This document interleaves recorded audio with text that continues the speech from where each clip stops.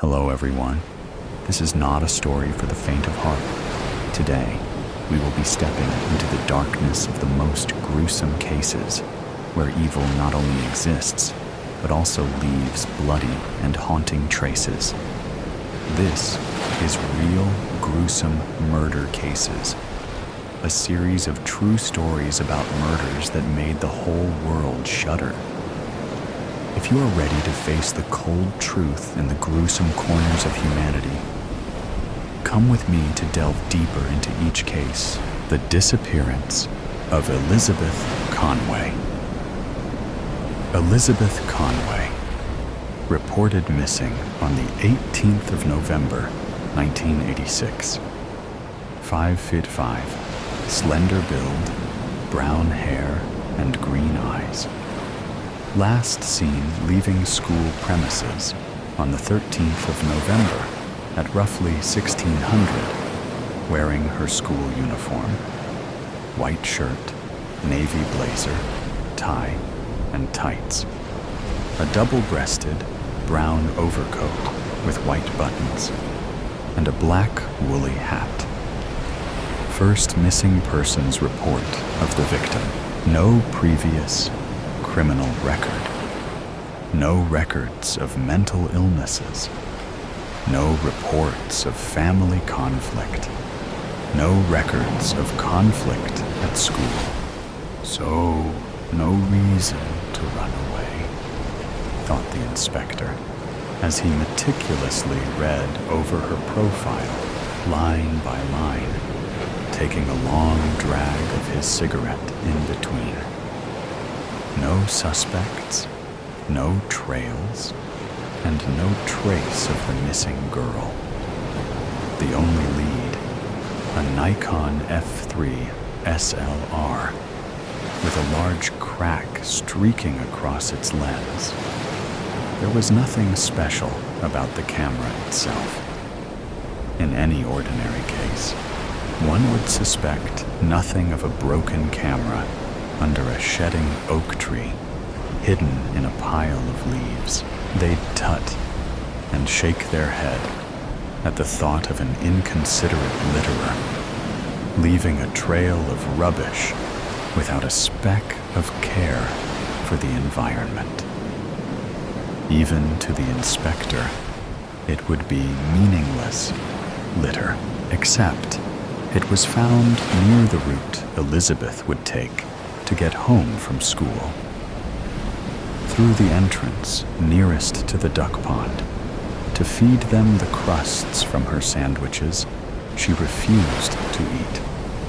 Past the fields of goalposts where the local Sunday league teams would train. Through the heavily wooded area where the owls and squirrels nested before reaching the exit next that led to the local pub, where she would find her house on the end of the road. Yet even passing places that would often be swarming with people, witnesses, the girl seemed to have vanished without a trace. Perhaps it was his intuition and expertise that made him question the worth of the camera. Or perhaps it was his desperation to solve the case without a single suspect or lead that made him hold on to a false sense of hope. Whichever it was, he allowed himself the hint of a smile at the result of trusting his judgment as he swept his eye across the photos that hung across the dark room. The photos of the girl who had disappeared without a trace. The constable stood in disbelief at the first lead in the impossible case. Had it not been for the countless nights of sleep he lost in desperate search of a clue. And now he held on to the clue in his hands as he would his own child. It was heavy. It came with a neck strap, noticeable if she had dropped it. Clearly, it was discarded on purpose. What could the girl have seen that made her throw away such an exquisite bit of kit? He wondered. One by one, the two closely analyzed each scene from the roll of 400 films, searching for the pieces of the puzzle that was hidden within. Seems like we may have our first few suspects. The constable held the print under a blood-crimson tint that dimmed across the dark room. He streaked his hands over the two girls, one who seemed tanned recently from the Mediterranean, with bright blonde hair, throwing a frisbee to the other with silky black hair, who seemed to fix a jealous gaze towards a boy that lay next to Elizabeth on a picnic blanket, her head grazing his wavy brown hair. The photo had been taken in the same park Elizabeth passed through on the way to school. The inspector's hunch was correct. There had to be a clue within the photos, as few as there may have been on the roll. These three seemed to appear in a lot of these photos, especially this lad here. Suspects, maybe. The inspector spoke with a tone of sarcasm. Or perhaps, constable, a concept you may not be familiar with. They are her friends? The constable growled in disapproval, unable to reply with a witty comeback, as he continued to shake his head at the photos. I don't know, Inspector. There's just something quite off about these photos. As if something isn't right in these pictures. Though he rolled his eyes at the constable's intuition, or rather, his lack of, he could not help but agree as he continued to analyze the other photos. Some, like the one the inspector had pointed out, were of her in the park. The location they suspected of her last whereabouts. The photo at the end of the wash line caught his eye more than the others. The photo of the girl walking away into the wooded area. He could not explain the cold shiver that flooded his body.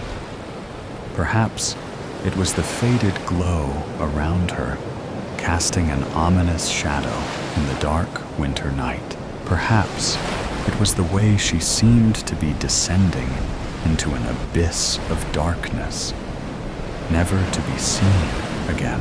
Some by the school, seemingly at the start of the day, judging by the children heading towards the building.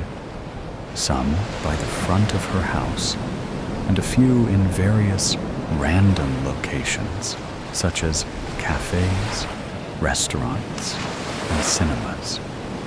There seemed to be no pattern in the location, other than the fact Elizabeth didn't seem to travel very much, or very far, if these places she deemed worthy of photographing.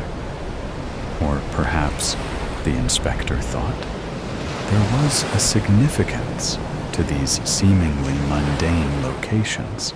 Either way, all these locations had previously been searched, revealing no trace of the girl. He noted the appearances of each new face he came across, analyzing body language between characters and secrets hidden behind each expression. He scanned each person in depth, as if he were questioning them in an interrogation. He knew, of course, that the basis of such assumptions would be no different to creating characters for a storybook. The balance of assumption and deduction was a fine line. Perhaps, he thought, there would be someone lurking within these photos, hidden away in the background, someone with a vengeful eye, waiting to kidnap poor unsuspecting Elizabeth. But he dared not suggest it to the constable, at least not yet. To suspect such a thing would escalate the case to a criminal investigation. From his experience, escalating a missing persons case turned out to have severe consequences for the person who was eventually found, dead or alive. He was somewhat relieved to find no such person lurking in the background. He took a step back and sharply exhaled a cloud of smoke in relief. He tilted his head and gathered his remarks, taking another drag of his cigarette. So far, only two things seemed to correlate with the photos. One being nothing more than a hunch. He could not quite place it, but there was something familiar about many of the views in the photos. Holding a photo in one hand and taking a hit of his cigarette in another. What was this sense of familiarity he felt?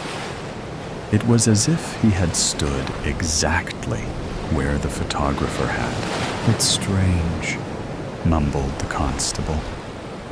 Look at it in a certain way, and you could follow the girl's daily routine. Leave home, go to school, walk home through the park, hang out with friends. Seems like she goes through life in a hurry, judging by the blurriness of them all. The inspector grinned at the constable's remark. The quality of photography that went into the pictures was quite rushed and poorly taken. Aside from Elizabeth, the others in the pictures seemed distorted or blurry. Either the girl's skills were in dire need of improvement, or she was too consumed by her own vanity to focus on anything else in the photos. Given that she was in every single photo, the latter was more likely. Except she didn't seem to face the camera in any of the shots. His eyes fixed once again on the girl on her own, walking into the wooded area. Tell me something, said the inspector, circling his head across the room. What kind of photos would you take on your camera? The constable raised an eyebrow, puzzled by the inspector's attempt at small talk.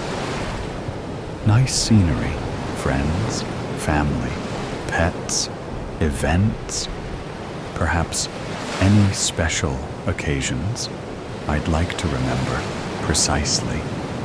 So my question is, out of a roll of 400 photos, given the cost of rolls and prints these days, why only take photos of yourself? And why such blurry ones? The hum of electricity flowed through the dark room lights, as if the room, too, was anticipating the constable's answer. Could it be, he thought aloud, that the camera may not actually belong to Elizabeth? I fear so, Constable. Now ask yourself this. The photos are blurry and poorly lit, possibly due to the zoom distorting the camera's focus, and due to the lack of flash used. So, why are the photos so poorly captured? And why does everyone in the photos seem to be doing quite mundane activities? The colors in the constable's face had suddenly bled dry as he deciphered the inspector's epiphany. You mean to tell me you see it too now, don't you? The inspected continued, masking the sense of dread he refused to succumb to. It's not the people in the photos we're after, but the photographer himself. The inspector took the last drag of his cigarette, as if to signal the constable to brace himself for the impact of his next words. A stalker. He closely narrowed his gaze at the photo at the end of the wash line, memorizing each of the minute details. These are the photos taken by Elizabeth's stalker. It all adds up. They were taken from a distance, by someone who did not want to be noticed. Except... The inspector's voice came to a ghostly whisper. Except when he was. His eyes shifted focus away from the missing girl and onto her shadow, as a look of terror took place of the once coy smile. As if he were watching it unfold on a theater screen, he pictured the girl stopping dead in her tracks as the accidental camera flash illuminated the bushes around her, which were once enveloped by the winter darkness. He pictured the girl gingerly turning her head towards, praying it was only a trick of the light, staring wide-eyed in horror at the silhouette next to the tree. He pictured the man livid at his mistake as he tossed the camera, the evidence, as his expression changed to the smolder of a predator in the wild who had been spotted by his prey, as he pounced forward to begin the desperate chase. The inspector pictured the horror in the girl's face, living out the fear of every woman alone and vulnerable in the dark, fluidly sprinting away from the danger, lungs too strained to scream for help. He pictured the girl pounding her legs on the path, desperate to gain distance, only to be tackled down onto the damp, frosty grass. He pictured her writhing and clawing out to escape the clutches of her attacker, only to be dragged into the pitch-black abyss of the winter evening. The constable darted towards the door, coming to a sudden halt by the inspector's sharp grasp. "Let go!" he demanded. "This is out of your jurisdiction now. This is now an abduction case." But the inspector only strengthened his grip on the constable, refusing to release him. "Do you even know who you are looking for? We have no suspects and no other leads. If you sound the alarm now, we may never get the girl back. That stalker would know we were after him, and who knows what he'd do to the girl. The longer we wait, the more likely we are to lose the girl. It's already been almost a week. If we wait any longer, as you said, who knows what this guy could do? We'll find him. We're so close.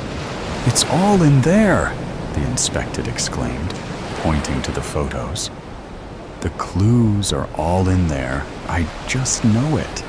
Somewhere in this puzzle of photos is our suspect." The constable barged the inspector to release himself from his grip. He flicked the light switch on, as he began to storm out the door. His hand slammed the handle of the door as he came to a sudden stop. He held his breath and paused. He looked back at the photos hanging from the wash line.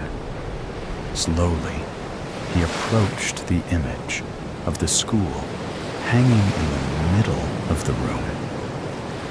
The inspector curiously watched the constable, who had his eyes transfixed on the photo he held. One by one, the constable took the photos off the wash lines and began to arrange them in order. The inspector was all but helpless to wonder what was running through the constable's mind. But he dared not utter a word as the constable ordered the photos row by row. The constable's mind raced with thoughts, frantically searching for the thing that would connect the pieces to solve this mystery. Searching for a connection that may not even exist. But he had to try, his hands shuffling, sliding and shifting through the mounts and mounts of images. Finally, the constable took a few steps back at the puzzle he had solved, each photo laid in what appeared to be an order of brightness. They're taken through a specific route, he began. Take a look at the lighting, the shadows, and the location. The inspector, at a loss from his amazement, traced his eyes along the wash line. He watched the girl emerge from her house at first light, then wander into the school as more daylight emerged. He watched her have lunch with her friends by the cafe near the schools and walk home in the rapidly dimming light of the winter evening. It was all there in the lighting. Based on the path the photographer seems to have taken, I'd say the photos are taken in the same order as some sort of delivery route. The inspector could not help but crack a smile at the constable's genius breakthrough. It was all laid out perfectly. The route seemed to begin somewhere on Elizabeth's Road, where her house was, then to her school, taking other routes near the cafes and shopping center, finally ending at the park, where he'd presumably end his shift and watch the girl on her way home. The question is, who exactly would use a route like this? The inspector wondered. Solve the last piece of the puzzle, and we'll have our suspect. The milkman, perhaps? Unlikely, the constable answered. The milkman would be doing his route before anyone was up. A postman? Perhaps. But what would a postman be doing in a park? Surely someone would notice him hiding behind bushes and trees. An ice cream man could hide from his van. Never heard of anyone selling ice cream before school? Paperboy, again, what would he be doing in a park? The inspector dropped his head and clenched his fists in frustration. They were so close to finding their suspect. Both he and the inspector knew they had one chance at finding the suspect before the investigation became public and before the abductor knew the police were after him, before it would be too late for the girl. If it wasn't already, he lifted his arm to his mouth to take another drag of his cigarette. He growled in frustration as he realized He had already finished it. He needed another one badly. He needed to focus. He reached into his coat pocket and balanced the nib between his lips. The sweet cherry scent of the Marlboro had immediately begun to work its magic, even before lighting it. He took his lighter from his back pocket, but stopped dead as the flints sparked. His gaze focused on the photos once again. He knew there was something familiar about the views in the photos. He had stood exactly where the photographer had been standing. He had stood in front of the laundrette that stood opposite the cafe, stood by the bus stop near the school, and stood by the same tree in the park, all while taking the last few drags of his cigarettas before throwing the butt into the bin. "It's the bin man," he exclaimed. "Drives around the houses and schools, then goes to the park to pick up the litter." "Of course," exclaimed the constable. "No one would suspect him hiding behind trees and bushes. Anyone would think he was only raking leaves or picking up litter. Anyone would think he was only doing his job." The inspector and constable nodded in unison. Both ran for their coats, darting out the door. They had their suspect, but there was no telling what he could have done to the girl.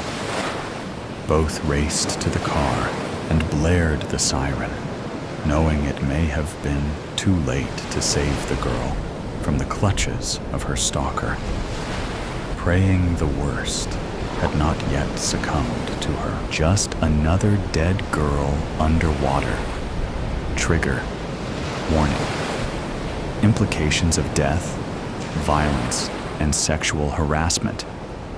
By the time the fisherman finds me, I will have been dead for 33 hours, 6 minutes, and 29 seconds.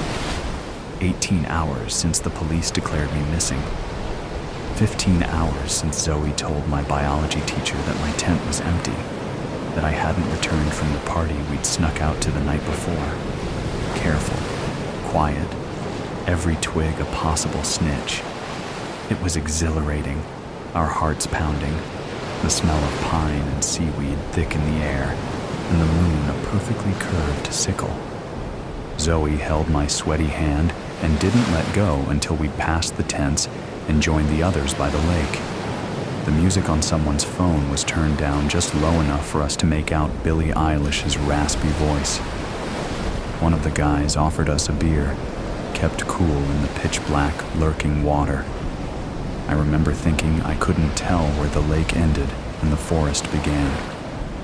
The first article published by a local newspaper reads, "Promising high school student missing after night, swim in lake."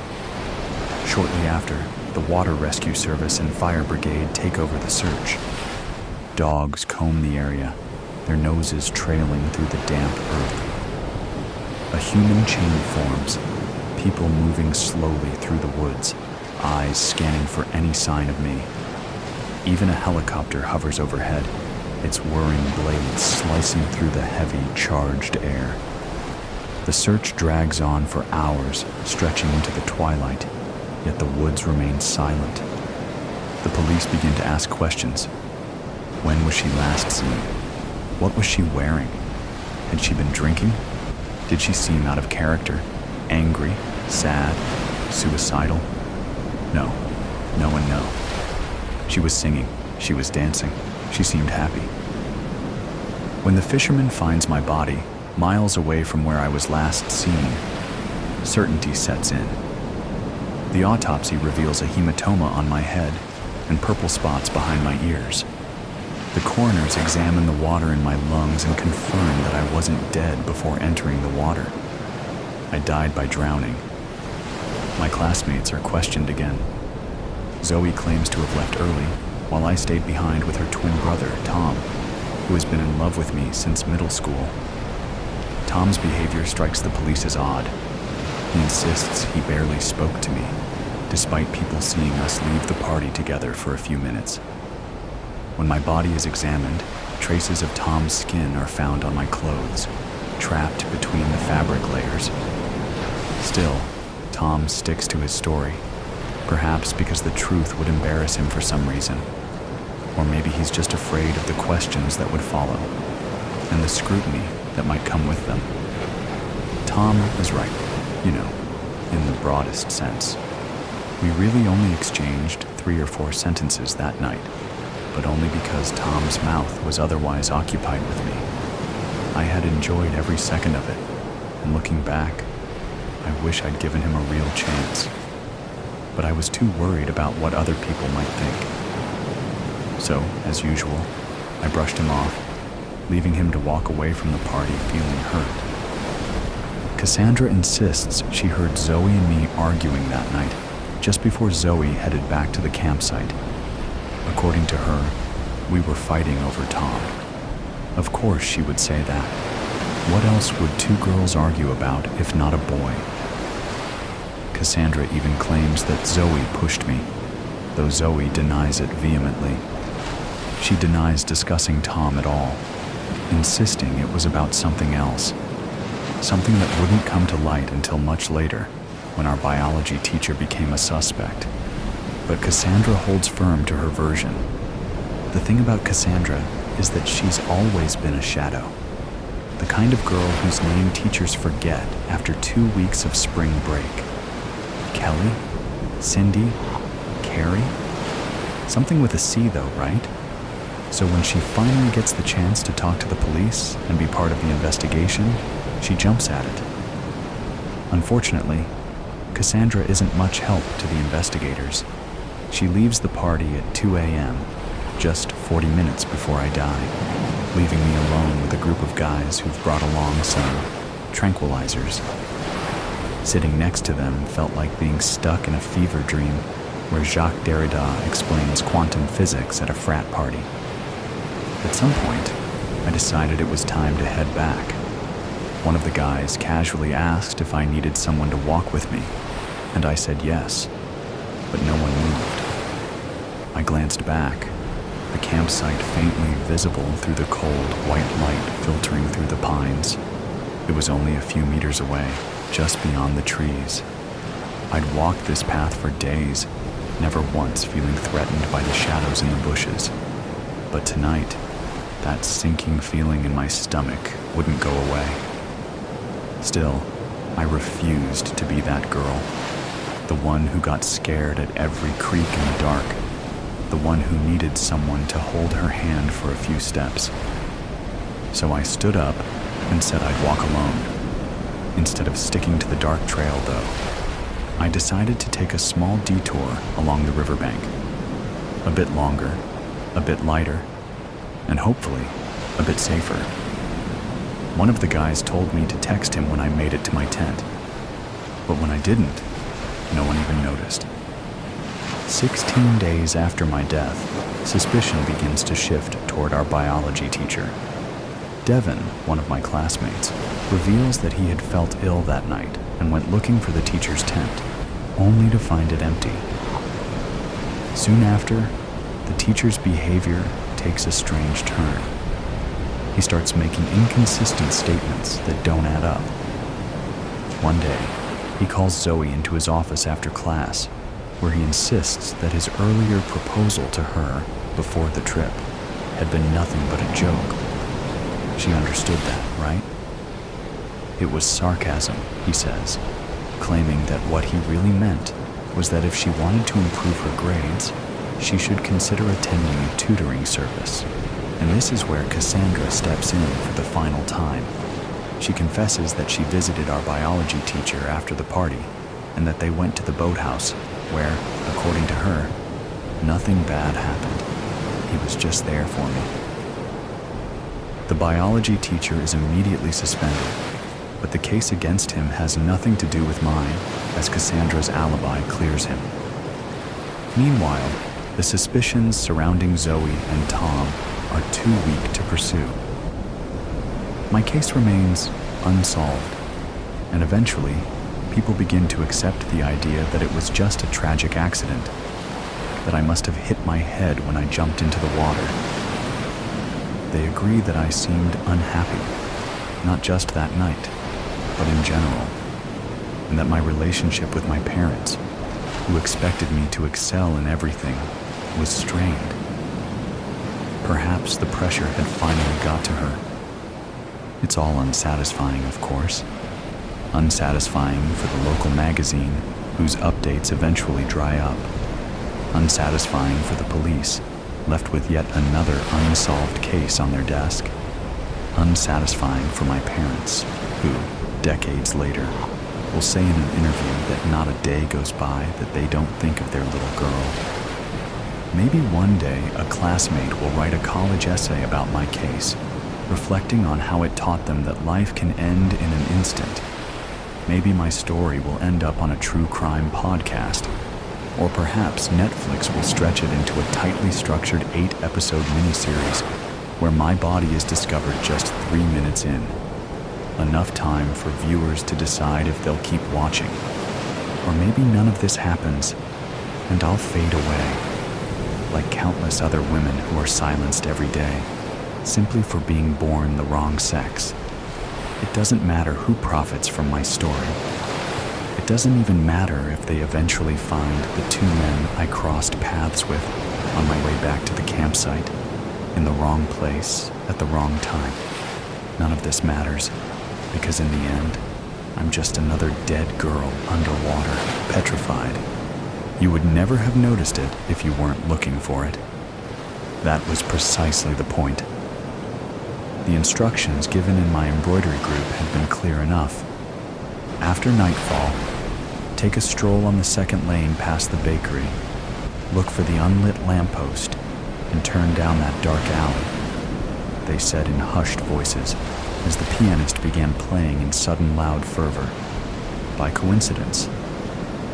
Then you will see a mossy stone staircase, which you will descend, and at the end of it, there is a dim hallway. She lives through the set of green doors on the left.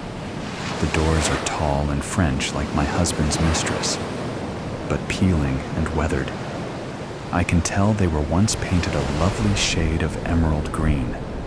Half of that green paint lies in small piles of flakes on the cobblestone. I debate knocking and decide instead to reach with false confidence for the rusted copper handle. It turns downward easily. A small bell rings and echoes. Welcome. On the posters, she is grotesque, an example of how time and sin turn a person sour. But in person, she has the kind of enduring beauty you can't tear your eyes away from. Do come in, darling. Don't be shy. Contrary to popular belief, I don't bite. Although I can't say nothing here does. Her voice is like a wind chime, melodic and resonating, barely brushing over the crashing waves of her words. I wonder if I'm here too long, if that voice will drag me out to deep sea. Or did that only work on men in the myths? Take a seat, love. Yes, there is perfect. Would you like a cup of tea? Well, it's never too late for tea, is it now? I enjoy it late into the night myself, but maybe you've been raised more proper than that. Here, the cup is warm, not hot. If she noticed my shaking hands when reaching for it, she didn't say a word. It takes more than a few seconds for my eyes to adjust to the warmly lit room after a dark and shadowy street. Among her many talents, it cannot be said that she was a good decorator. The shabby boards of the walls are empty, but for an assortment of faded newspaper clippings from the highlights of her anonymous career. Obituaries, mostly. A tattered blue curtain with tassels hangs behind the armchair she's perched in, dividing off part of the room. Eccentrically painted shelves house arrays of books and bottles of objects my gaze prefers not to settle on. She would have been called a witch for her collections had she not already acquired numerous more colorful nicknames by the public. The only item of some value is worn loosely around her slender wrist, a heavy and ornate gold watch. The kind of thing that would make a petty thief's day to see glinting underneath a man's sleeve in the street. She catches me admiring it and smiles thinly, holding up her arm up to eye level. Isn't it a beauty? It was my first husband's, this watch. On the 10th anniversary of his death, I'm going to smash it to bits and melt the gold into a necklace for myself. I deserve a little gift from him, I think. Her laugh unnerves me, but I find myself too curious to be afraid. I politely say my condolences for her husband's death. Oh, darling, don't be sorry that that man is dead. The one good thing he did was to be the inspiration for the charity work I do. I haven't always done this. I used to be an actress, you know, a leading lady of the stage. Men would come from all over the city to see my shows, for I was beautiful then. Sometimes after the shows, they would approach me, usually blind drunk, complimenting my dress or what was underneath it, asking for a kiss or a drink or a night. And sometimes they didn't ask. My husband became my husband not because he asked, but because he damaged me. And he was rich enough to get away with it, and clever enough to know that marriage was my only option. She smooths down the skirt of her maroon dress, then looks up at me with a solemn expression I can't fully read. It isn't hard to believe she was once a sought-after woman. Though sunken in age, her cheeks are smooth, and her face looks as though it was hand-carved out of porcelain by God. Her hair is twisted into a dark crown atop her head, secured with metallic pins. Her eyes are like a cat's, but not a house cat. No, definitely not.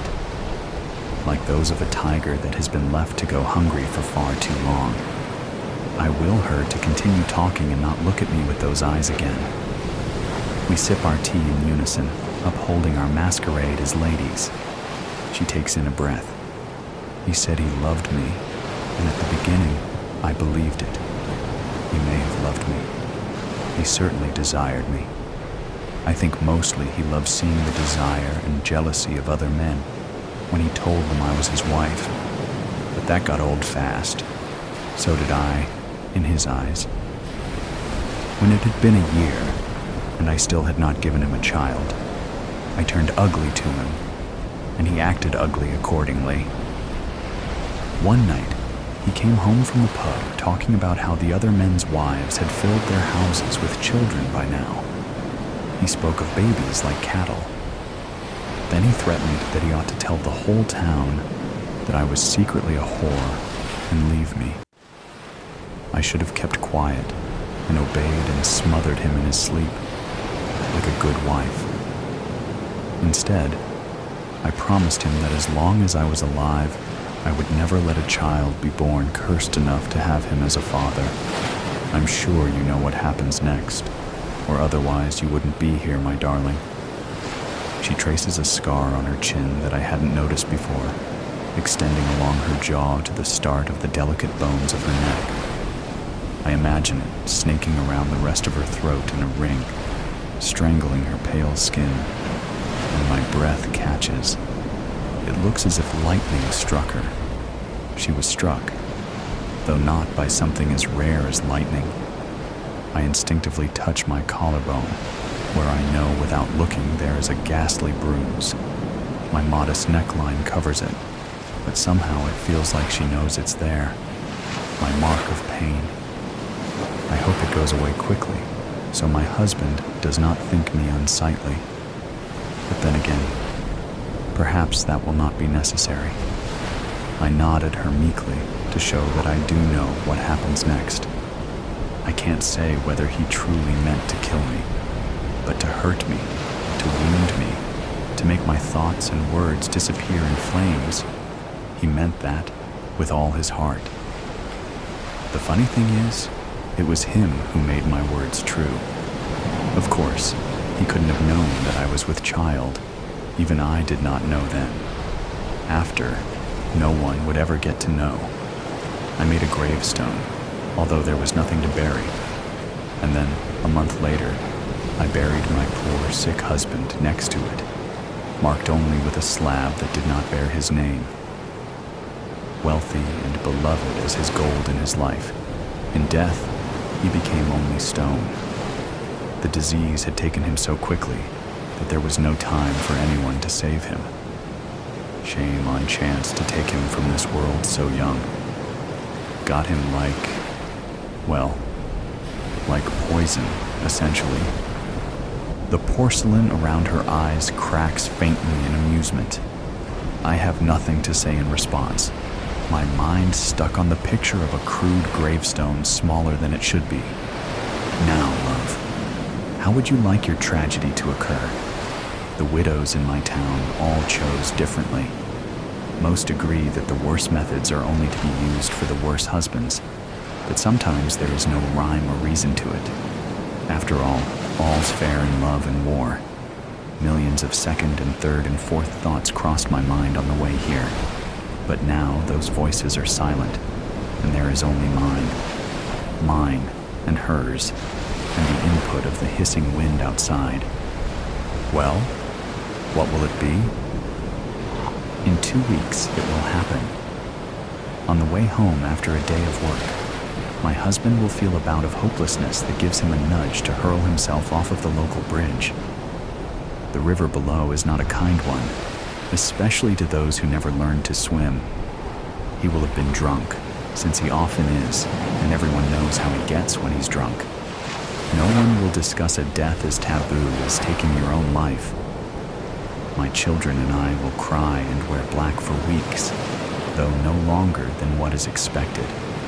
At the same time, the black of our bruises will fade. He won't be missed very much, really. Perhaps that French woman will miss him, but she would have met the man that I knew soon enough. I will decide to raise my children in the countryside alone, and we will be happy. I cannot say yet whether I will regret it. The final time I will see the woman's wild tiger's eyes, she will tell me that not once has she regretted anything in her life.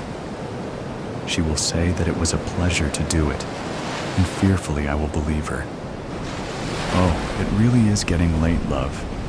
Your family must be at home expecting you. I reply that they are, and I thank her for her kindness, nervously reaching to shake her hand. How much blood has coated it? On the posters, they say she has killed 3 men, but I know these were simply the times she wanted it enough to make it gruesome. The posters also envision her as grotesque, which means that they have not ever seen her, or the mark on her jaw from her fall after being struck by lightning. The posters know nothing. The men know nothing. We women must stick together, yes? The image of my young daughter appears and consumes my mind. I would do everything in my power to ensure she never has to know the instructions to get here. There will be no scars for my girl to trace. I will make sure of that. I nod and drop the woman's unassuming porcelain hand. Beneath the sound of her wind chime voice is a softer noise I hadn't paid attention to before, almost like a breeze rustling through dying trees, overlaid with the humming of the earth. It is separate from the wind and the rushing of my blood. She notices my piqued interest, and rather than say anything, stands, chuckles, and regally draws back the tattered blue curtain behind her. In view now is a cage, filled with twisting and writhing scaled bodies, hissing and competing with each other for air. They move as one, a trembling monster of green. I step back in sudden horror. She isn't looking at me, but I see her eyes flash ravenously. You don't have to worry about them, darling. Their venom is reserved for the venomous. When I read Beckett, in this room, cursed room, loved, cursed, where she slept, half-grown in her hometown t-shirt, shorts, no shorts, t-shirt worn with holes, on the floor. He having thrown it, under the bed, dust collected and swept and settled again, and again. Who? He. Not she. Gracious. There for the first time. Assuredly last time. No boys in the room, Father said. Keep out. Nodded her head. But in the room, blue light hugging the window, scotch tape, peeling off the paint whether chipped or freshly laid or exhumed. He found her in the... No, not found. Held her in, under doomed blankets. A thumb, under a thumb, twisted under a thumb, urgently, unabashedly, shackled by his name, no name, names unknown, two in the bed, one, world flaring by, unedited film chopped and hacked, a sore thing, ulcers blooming somewhere, holes in her memory, in her body. Hush now. The slicing. Hush, I say. Feeling her own atomic skeleton. So quickly destroyed, so quickly defiled, so quickly filled, it might serve to relax, dissociate, but incapable, already unaware. The girl, but the girl, remember what? Remember the party, supposed to be where, with whom, taken home with. She left the house in the evening, bottles on the porch, tequila stinging chapped mouths. He pours and pours and pours and pours and disappears, a spoon of sugar in a wet glass. Moon casts a shadow, bloody crescent. Stray sequins scratch her shins. They flake off. She is whisked away, smells distilled. The party. What party? The secret of where it is, where it was. Must have been. Seen by people scantily dressed. A stain on the night. She wore. The idea of what she wore. Received poorly. With exhilaration. Noted. Clicked. Recorded and frozen forever as she was.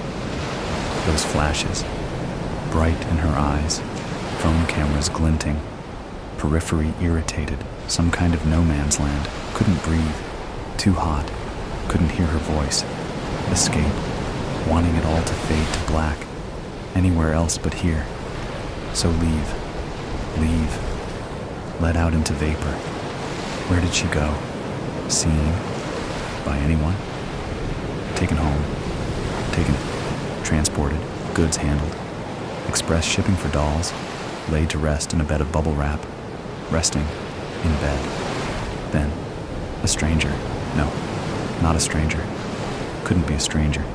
To know her bed, in her room, and in her room before. But Father said no. Yet, so-called friend. Always easily trusted. Hand on her lower back. Her sentences half finished, since days with Velcro shoes. There like a mole. Constant. Dependable. Then he. Then swam in her mouth, syllables of his name. They're in her teeth, to be scooped out by dental floss, stuck, tip of her tongue, his finger on her pocked tongue. A moment of gagged silence. Lips form sounds learned in primary school. Not a scream. Some sounds, vowels from when she was small, and the words tasted new, like a finger, a thumb. No. Like English, children who knew the flavor. But she, the bitterness, she, muffled sounds in play and muffled sounds, out of touch. English more like aspic to her, at the time, at that point. But somehow she found, but one universal language in hands and dirt under fingernails. Fingernails on skin, raking on skin, touches, sticking to drool. Dirty kisses on monkey bars. Language of friendship. A friend who understood her warped words. English forgotten. Shoulder by shoulder. Kisses with friends. Wood chips licking open shoes. pigtails on her head with the little bows, and she forced herself to smile, yanked by the ends, tickled by the belly, touched. Little boys, being boys. She did not realize, long before parties, she did not realize, laying in the bed, pigtails long gone, gone where? Time spilled over from a cup, splaying. No, spreading. On the duvet, uncovered. But why? The thought of, at the party, or rather, God. Zippers undone, knots untied, laces in her shoes, unlaced. Command strips flayed from a mirror shattered on the floor. Cut feet in the morning, spliced. She struggles, finds herself out of herself. Second of incomprehension. Hours, spanning hours, erased and unnoticed by a blink. Gosh, but her mind, a washing of sorts, reckoning with punishment, lack of evidence, guilty, punishment, guilt in a sealed box open only to her, vanished memory, insufficient evidence, inadmissible, poured out in measured shots. Now love is an apparition in the wall, friendship buried in a shallow grave, unseen, slipping through a groping fist, strange fist groping at her native tongue resurfaces from the cradle, from mother's milk, forming sounds like no, foreigners deaf to no, adequately expressed. Speak English, but she can't. She can't. Gibberish garbled in her throat, congealed from the inside. Speak. Error. Speak. Error. Suddenly. Indubitably. He. Unadmitted. Swine. Door left unlocked, having forgotten to lock. Brought her home without keys. Carried on his shoulder. A friend. Helping hand. By a friend. Since she met him. Day one. Fat black eyes, dirty handshake. Playgrounds. Those same pigtails, sinuous in his fingers. Friendship. Firm. Invitations to places. Introductions to people. Been in her room before. Some cousins to know of. Mario Kart in his basement. Pizza on trampoline forts. Sharing generously. Growing new body parts. Sheltered. Without doubt. Certainly not. How could she, not to see it coming? A girl and a boy, together, as friends, not to trail the wicked scent. Perhaps unassuming, perhaps mistaken, unaware, naive, guilty, secretly wanting, once or twice a flirt, in sobriety dripping with meaning. He reads, pours tequila into shot glasses. Her language stinks of filth to interpret as, in that tight skirt. Combinations of, stop right there. Can it? When it comes down to it. Guilty, guilty, guilty. There in her body, there in her hands. And the cameras. A still life. Friends seeing it happen. Seeing it all happen. Indelible. The guilty party. Fine. Let it be this way. Crumbs for the world. Chewed on in daylight. School hallways chattering like shivering teeth. Goosebumps. Her flesh. Feed the hungry. Fed to friends. He. Notches in his ribs. On her. Grating. Somewhere in the room. But she can't speak. Can't see. On the desk somewhere. A hairbrush. A stone. To fight with. Fight back. She can't move. Fight back. And hurt a friend. How the story goes. Pitched in the courtroom. Self-defense. When judgment day comes. And if it comes, who protects friends? She. Language unserving. There in her body. There in her hands. There in her body. There in her hands. A friend. And she says nothing. Does nothing. In this room. In the moral of the story. The guard leading me into the room gives a hard yank on the chain, pain lances through my neck, and I snarl, baring my impressive fangs for full effect. He shies away, naked fear on his face, before remembering which of us is supposed to be the prisoner. "Watch it, Mutt, or you'll be drinking out of the toilet through a wired jaw," he says, his tough guy tone betrayed by the quaver in his voice and the stink of fear in his scent. I snort in contempt. "Oh, please, CO. We both know who's afraid of the big bad wolf." His expression hardens, mouth tightening into a white line. One hand drops to the baton sheathed at his waist. "That will do, officer," a new voice says. "I'll ask you to do your job without further violating my client's civil rights." I look past the guard in his impotent rage to see a man sitting at the lone table in the room. The space is dimly lit, a single flickering fluorescent bulb recessed in the ceiling behind a grating. But I've got good eyesight.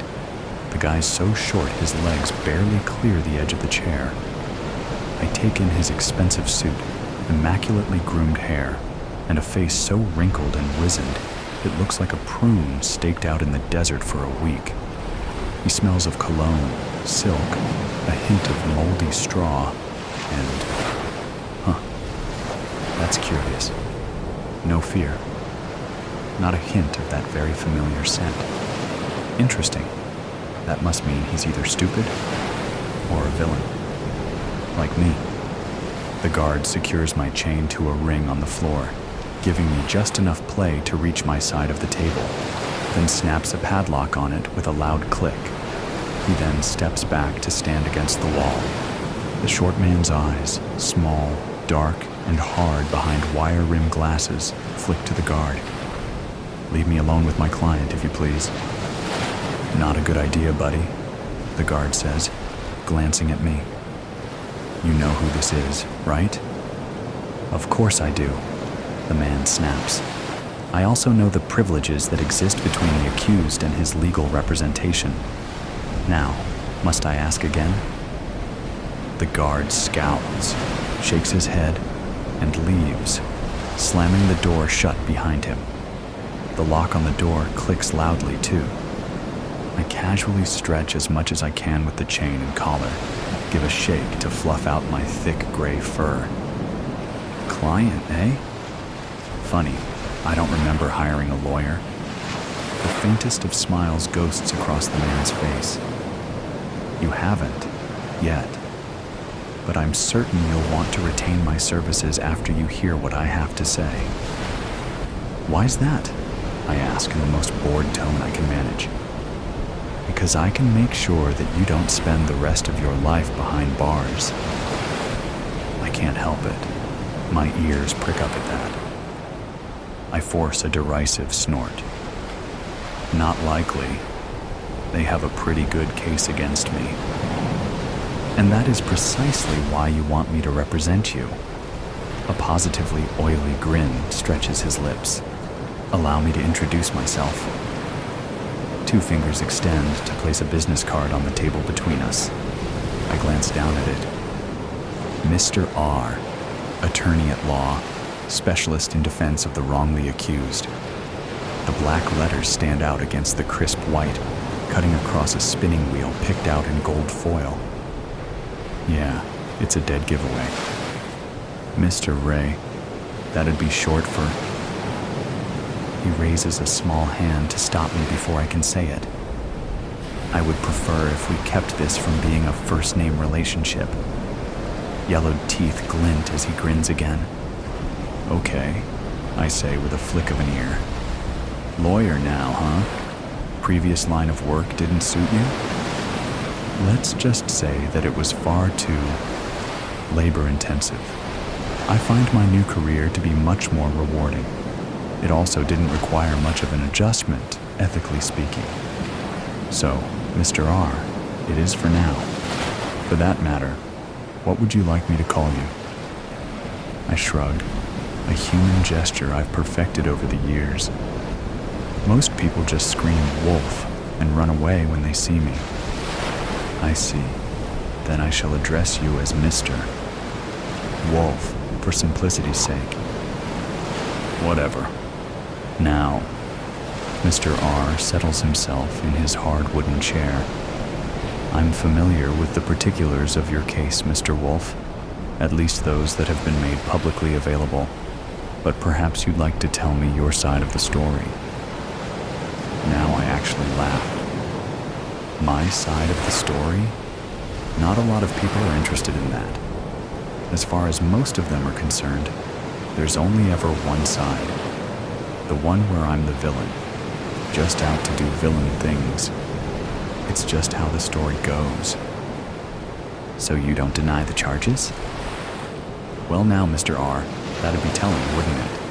I may be facing the headsman's axe or life in a cage, but I don't see any reason to make it easier on everyone.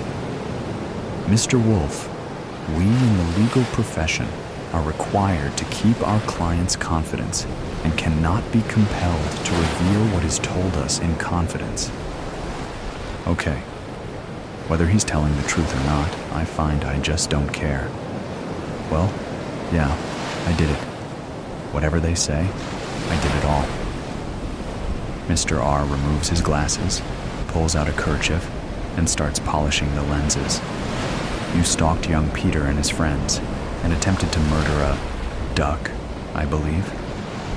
I pretend to wince. Yeah, got so close, but she was just that lucky. I sigh. I can still taste feathers. And you destroyed the property of 3 industrious pigs? Hey, not my fault if their houses weren't up to code. Of course, then they tried to burn me alive. Lost a lot of fur on that one. Then you actually consumed a young lady and her grandmother? I give a little laugh. And the grandmother's cat. Not too many people remember that part. But I kinda missed out on the satisfaction of a good meal in the end. After I woke up on the riverbank, went through 3 surgeries to get all the rocks out of my belly, and spent 6 months in that stupid plastic cone. Well, let's just say that a certain woodsman is next on the menu if I ever get out of here. Mr. R finishes cleaning his glasses, sets them back in place, all without batting an eye. I see. So, you are guilty, and I must assume that the police have all the evidence they need, since you are sitting here before me, chained to the floor. I pull back my lips in a grin, or a snarl. Hard for me to tell the difference when I'm doing it. Like I said, I'm the villain. I do bad things. No matter how the story goes, that's always how it ends. It's the... oh, what do they call it? The moral. That's right, the moral of the story.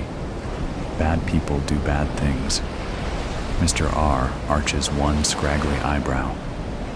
What if I told you the story doesn't have to end that way? I cock my head to one side. How's that? Mr. Wolf, my job doesn't necessarily consist of proving you innocent, Mr. R says. Not when I can make you into a victim instead of a villain. Say what? That's right, Mr. Wolf. Instead of making this about your crime, we can make it about you. We'll play up your tragic past, your difficult upbringing. Why, you said it yourself. People look at you and see nothing more than a scary animal. That's prejudice. It's colored your entire life, hasn't it? Is all I managed to get out in reply. Honestly, I'd never thought about it like that. Do you have a mate? Mr. R asks suddenly. Pups? A pack that relies on you? Needs you? What? No, nothing like that. I give my head a shake, trying to wrap my head around all this. Are you saying that you can make it look like I was the victim instead of the villain? Exactly, Mr. Wolf. Now his grin looks positively evil. We'll put you in front of the cameras, paint you a tragic victim of circumstances and biases. All that's required is the right spin on the facts. And believe me, Mr. Wolf, I know how to put the right spin on things. No doubt. All of this is confusing, and, well, kinda disgusting. Look, why go through all that? Just post my bail and I'll skip town, how about? I'm only half joking. Again, he arches that eyebrow. To go on the run? To be hunted and hounded the rest of your life? Now I grin. I'm the big bad wolf, remember? What you just described, that's my normal. It doesn't have to be, says Mr. R. When I'm through, you'll spend a few months in prison, after which you'll be set up for life. A comfortable den, plenty of game to hunt, even your own woods if you want. No one will dare bother you again. With enough positive media coverage, I can work out a very favorable deal for you. Deals are something of a specialty for me. Now, how's that sound? I stare at him, narrowing my eyes. What do you get out of this, Mr. Ray? Something tells me you're not doing it out of the kindness of your heart. He gives a short laugh. Oh, goodness, no. You see, in the process of rewriting the narrative, there will be interviews, televised appearances, at least one book deal. That means money, Mr. Wolf. Rather a lot of money. His oily grin reappears, and I get 50%. Oh, now that's disgusting. Sickening. He wants me to lie about what I am, pretend to be something I'm not. A victim. A weak, pathetic, mewling victim. And also he can exploit my villainy for cash. I don't know, I say. It all sounds like a big lie to me. And you've never lied before? Something about his tone of voice, so cocky and superior, makes my hackles rise, literally. I seem to recall one of the charges is impersonating a little old lady. That's rather dishonest, don't you think? I growl deep in my throat. I like to think of it as deceptive. A predator has to be cunning after all. Indeed. Come now, Mr. Wolf. Let's stop bandying words. He lifts a briefcase onto the table, snaps it open, and produces a gold fountain pen with a flourish. You just sign these documents, and I'll get started turning you into the tragic victim.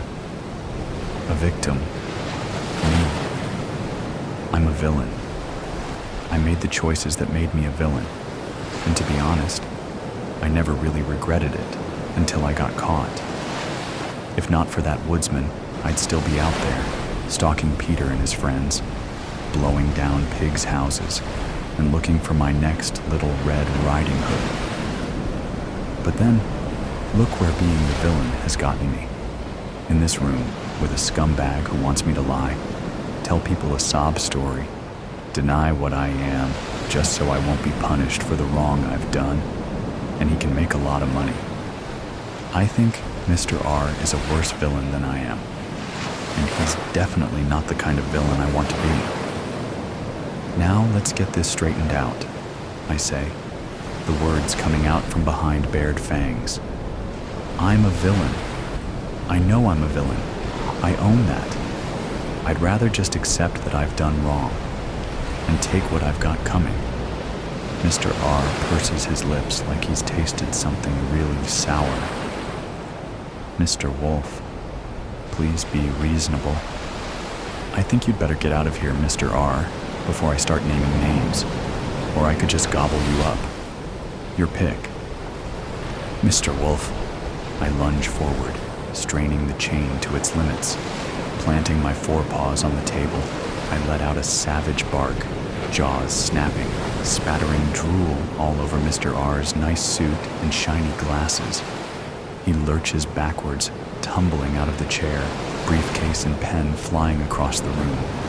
A second later, he scrambles back to his feet, staring at me, eyes wide, and darts for the door. Now I smell it. The fear.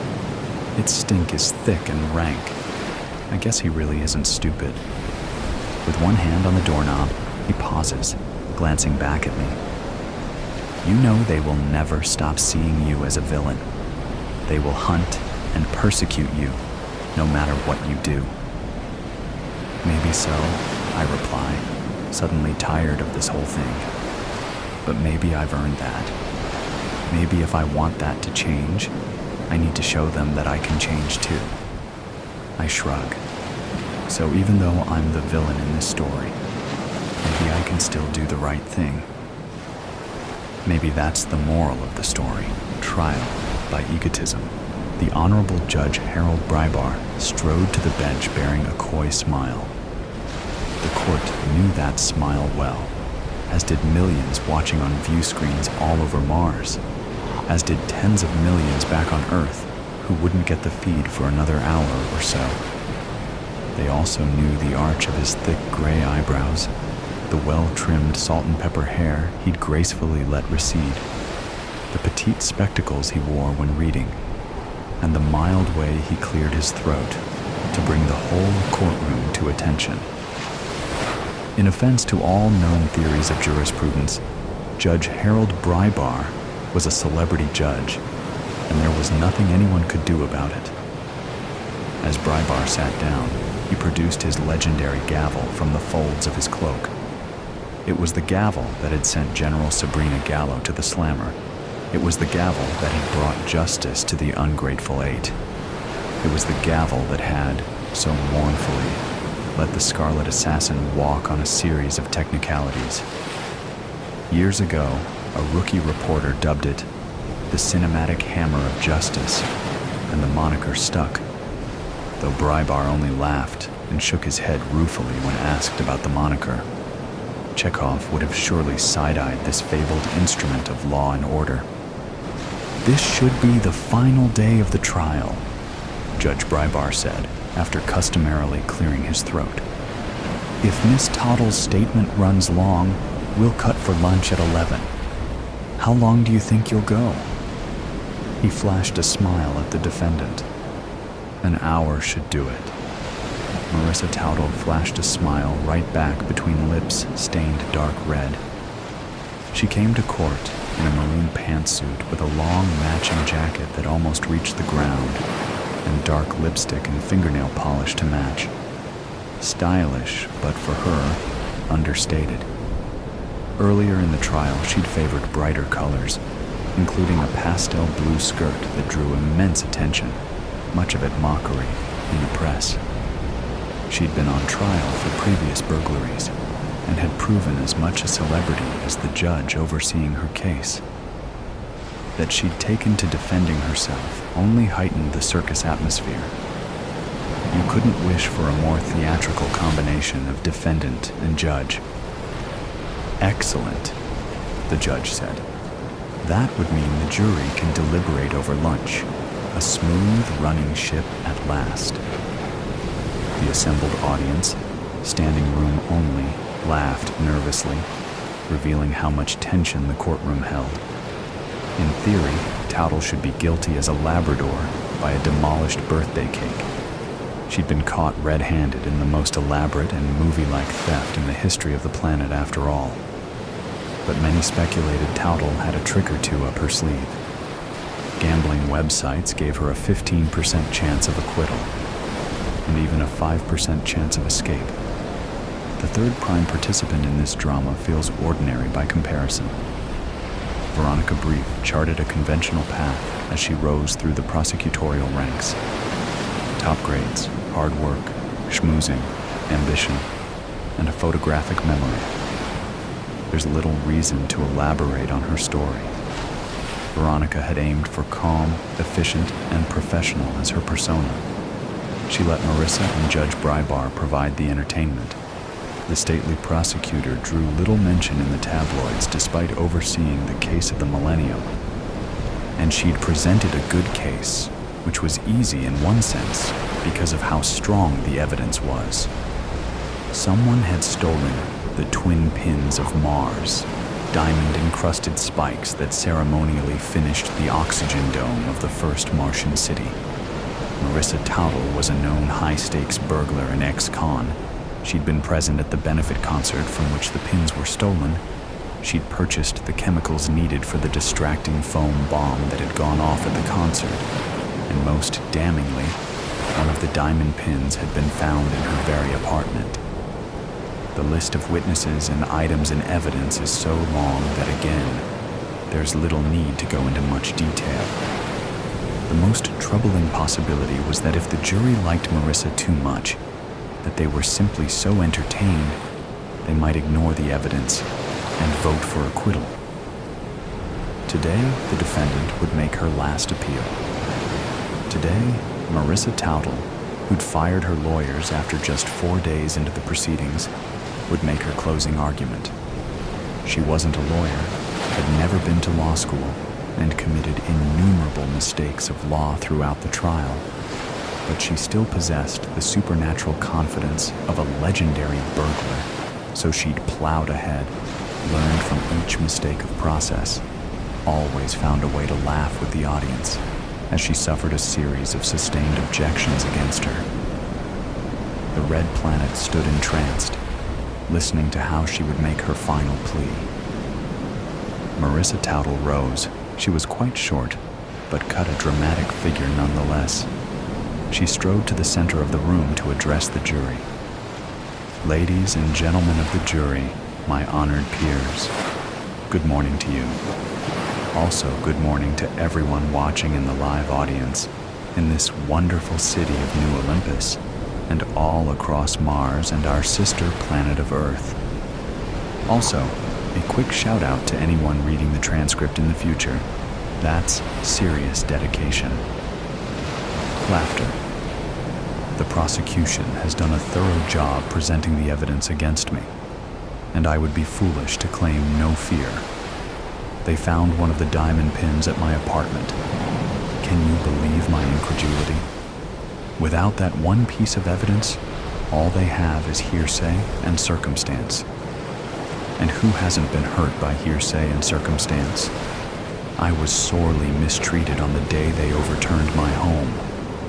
Veronica had decided early in the trial not to be surprised by anything Marissa said. Here she was, starting her final defense by bringing up the single strongest piece of evidence against her, submerging it in a strange cocktail of jokes and grievances. Still, she was as oddly compelling as she'd been the whole trial. Have I mentioned how good you look, jury? The fall weather has really brought out your fashion sense, such lovely browns and greens. I'm going to miss you all when this trial is finally over. And soon it will be over, won't it? Oh, I don't know if this is legal. Is it legal to compliment and reminisce with the jury? It is if there's no objection from the prosecution. This was the judge, now looking in Veronica's direction with a raised eyebrow. All around the court, Veronica felt all eyes suddenly on her. And it was true. She could object for relevance or ingratiation, which Mars had added to the legal code 50 years ago. No objection, Veronica said after a pause worthy of a sitcom, to titters and laughter from the audience. She hadn't intended to object at all, no matter how wild the defendant got. It's considered poor form to object during closing arguments, unless the faults are egregious.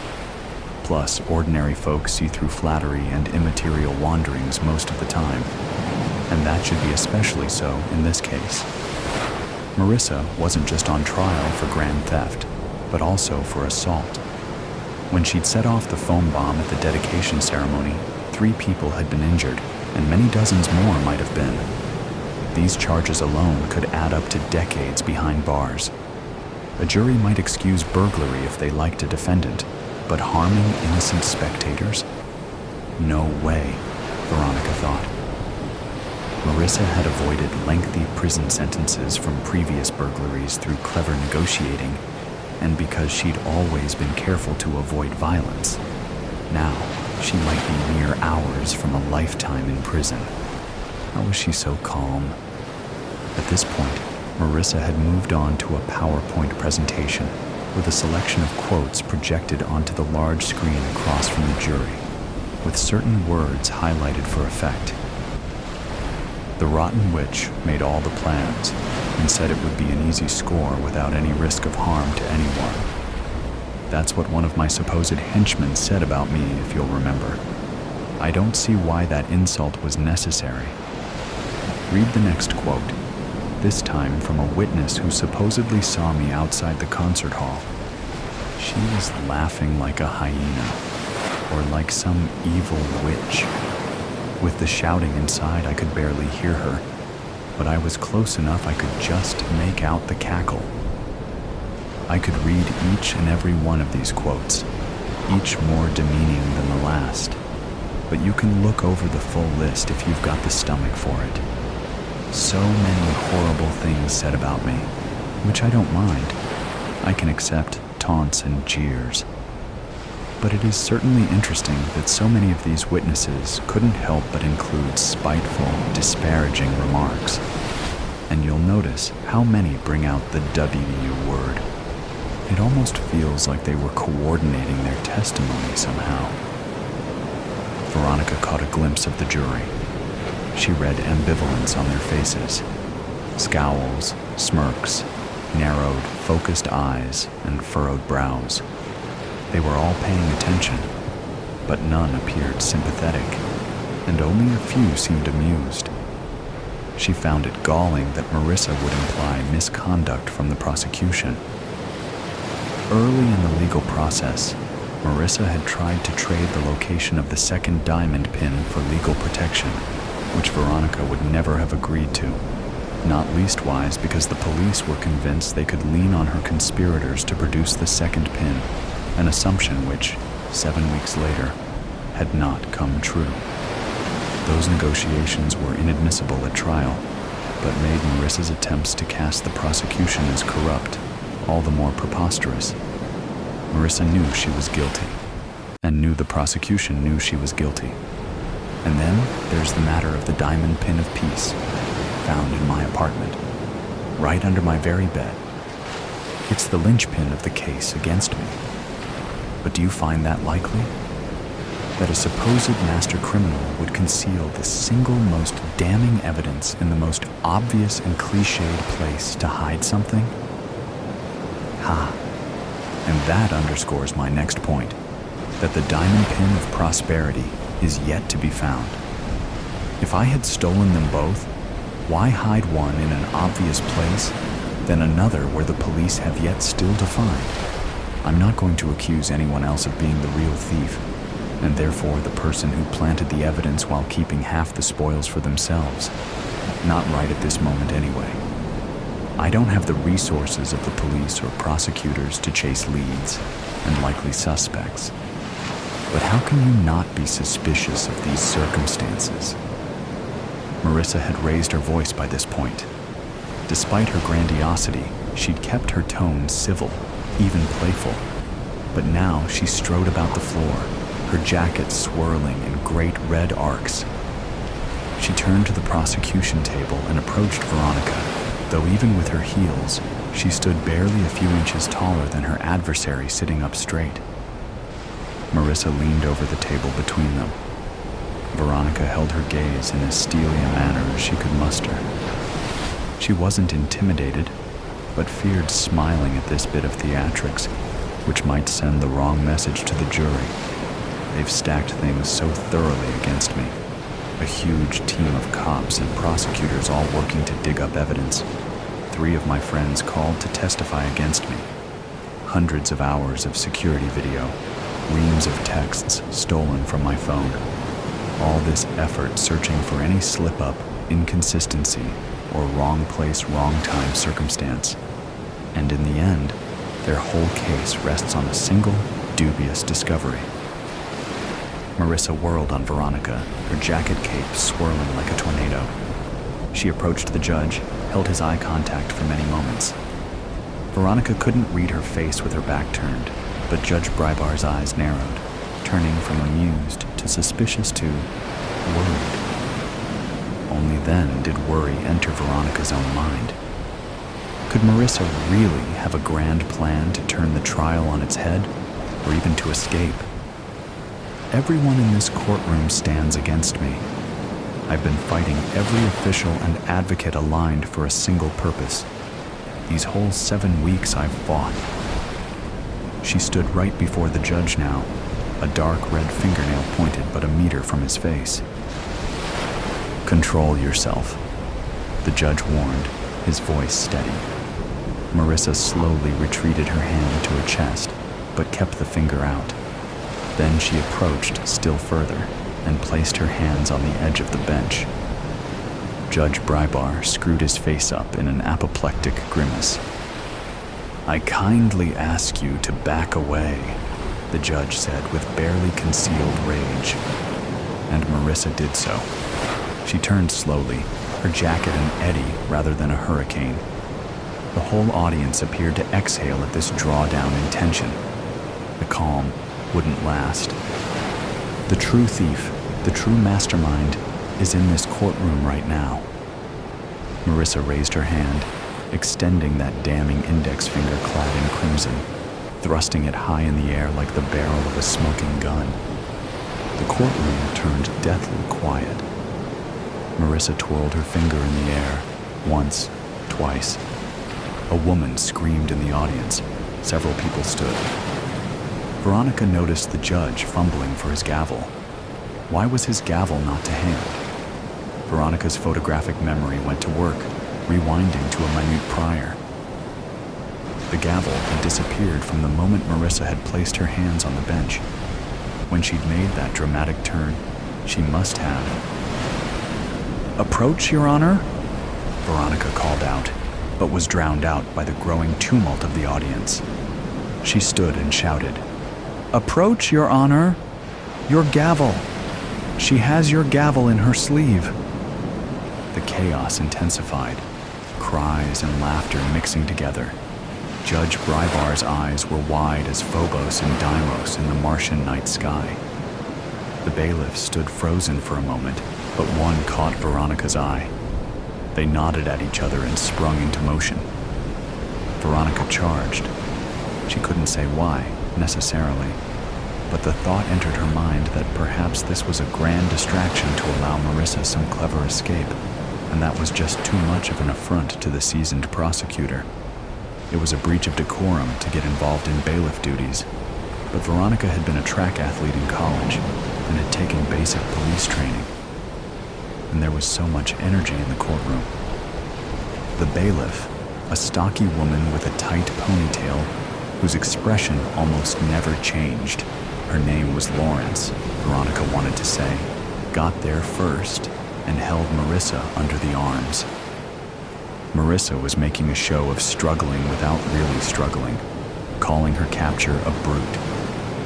Veronica held Marissa's eye contact while she riffled in her sleeves, producing the lost gavel within seconds. "I believe this belongs to you," she said with what she hoped was cinematic showmanship as she cast the gavel onto the bench. Adjourned. Adjourned. Take the defendant into custody. The judge had retrieved the cinematic hammer of justice and was banging it on the bench like a woodpecker. Slowly, the veins in his forehead receded as the bailiffs took Marissa away. Next, the judge leaned down to whisper to Veronica, "Meet me in chambers. I fear we're looking at a mistrial." Of course, a mistrial. Was that Marissa's plan? But how would this help her? More chances to escape, maybe, but then she'd surely earned tighter security from this fiasco. She'd wait in prison for the next trial, and the evidence against her would be as strong as ever. Why had she done this? Why had she made such a scene?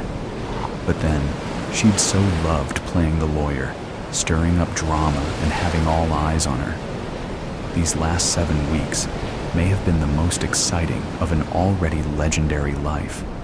With this performance, Marissa Towdle hadn't earned her freedom, but she'd earned another shot at being the center of the known universe, dressed for ruin. On a sticky Saturday evening in downtown Philadelphia, the line for Evie's Eaton wrapped around the block. Blaring, fast-tempo music and strobing neon invaded the detectives' senses as they pushed their way through a throng of warm, gyrating bodies to take a seat at the bar. The stench of sweat and stale beer permeated the dark room. and the rush of frigid air from the vents above offered minimal relief from the stifling heat. The officers shouted to make themselves heard over the din, while several people almost knocked the men from their seats in their drunken attempt to squeeze between them and get the bartender's attention. The younger of the two men, a clean-shaven blonde with neatly combed hair and stern hazel eyes, tugged at his tie and scowled at a group of scantily clad women with neon-painted bodies as they approached him. They gave him sour looks and a few rude gestures in return before scampering off to find a more willing recipient of their affections. His partner looked down on most of the room at almost 6 feet. Gray streaked through his dark, purposely disheveled hair, and there was a hard glint in his cobalt eyes. His broad shoulders and well-built barrel chest, along with the faint scars littering his arms, made Vincent look less approachable than the blonde detective. The illusion was broken by the deep laugh lines etched into his cheeks as he chuckled and teased his dour partner. You didn't have to scowl at them like that. The poor girls were just being friendly. The blonde scoffed, rolling his eyes as he said, I'm not interested in their kind of friendship. Besides, we're here to work, not socialize, remember? Speaking of, should we really be consorting with criminals to solve cases? Vincent ordered a Corona and lime from a bartender even taller than him, with bubblegum pink and deep purple hair styled in a short mohawk. He accepted the drink with a charming grin and left a generous tip before facing his partner, ignoring his disapproving glare. Criminals make the best informants. This one has helped us with a lot of cases. Her information network is invaluable. The younger detective grit his teeth, holding back an argument. No matter his feelings, the boy had to accept that their case had gone from nearly solved to stone cold in less than 24 hours. They needed whatever help they could get. Vincent's partner tugged at his tie. Sweat rolled down the boy's neck and stained his collar. He had tried to convince him to change out of his uniform, but was unsurprised when he refused. He wondered if the stubborn boy regretted it now with the sweltering heat pressing in on them. Vincent downed his drink and ordered another while his partner gave in, removing his tie and unbuttoning the top 2 buttons. The young detective barked another question before Vincent could comment. Where is this informant then? Every minute we waste here is another our suspect has to flee the country. Oh, I don't think we have to worry about that. She should be here any... there she is. They turned their attention to the top of a metal staircase at the back of the club. Vincent's throat felt dry despite the 2 drinks he'd already finished as he watched his old friend step through the VIP entrance. She gave her white suede jacket to the doorman with an alluring smile, then turned to face the officers as she descended the stairs. Diamond-studded gold stilettos clicked against the metal as she went. Her strapless, midnight pantsuit with a plunging neckline swayed around her ankles and long legs, but cinched tightly at her waist to accentuate wide hips and hug her chest. The fabric shimmered under the strobing neon lights, and the diamond choker that cascaded down her throat like a waterfall and nestled between her breasts flashed brightly. Smooth olive-toned skin contrasted the gleaming jewels perfectly. Bright copper ringlets spilled partially over one shoulder.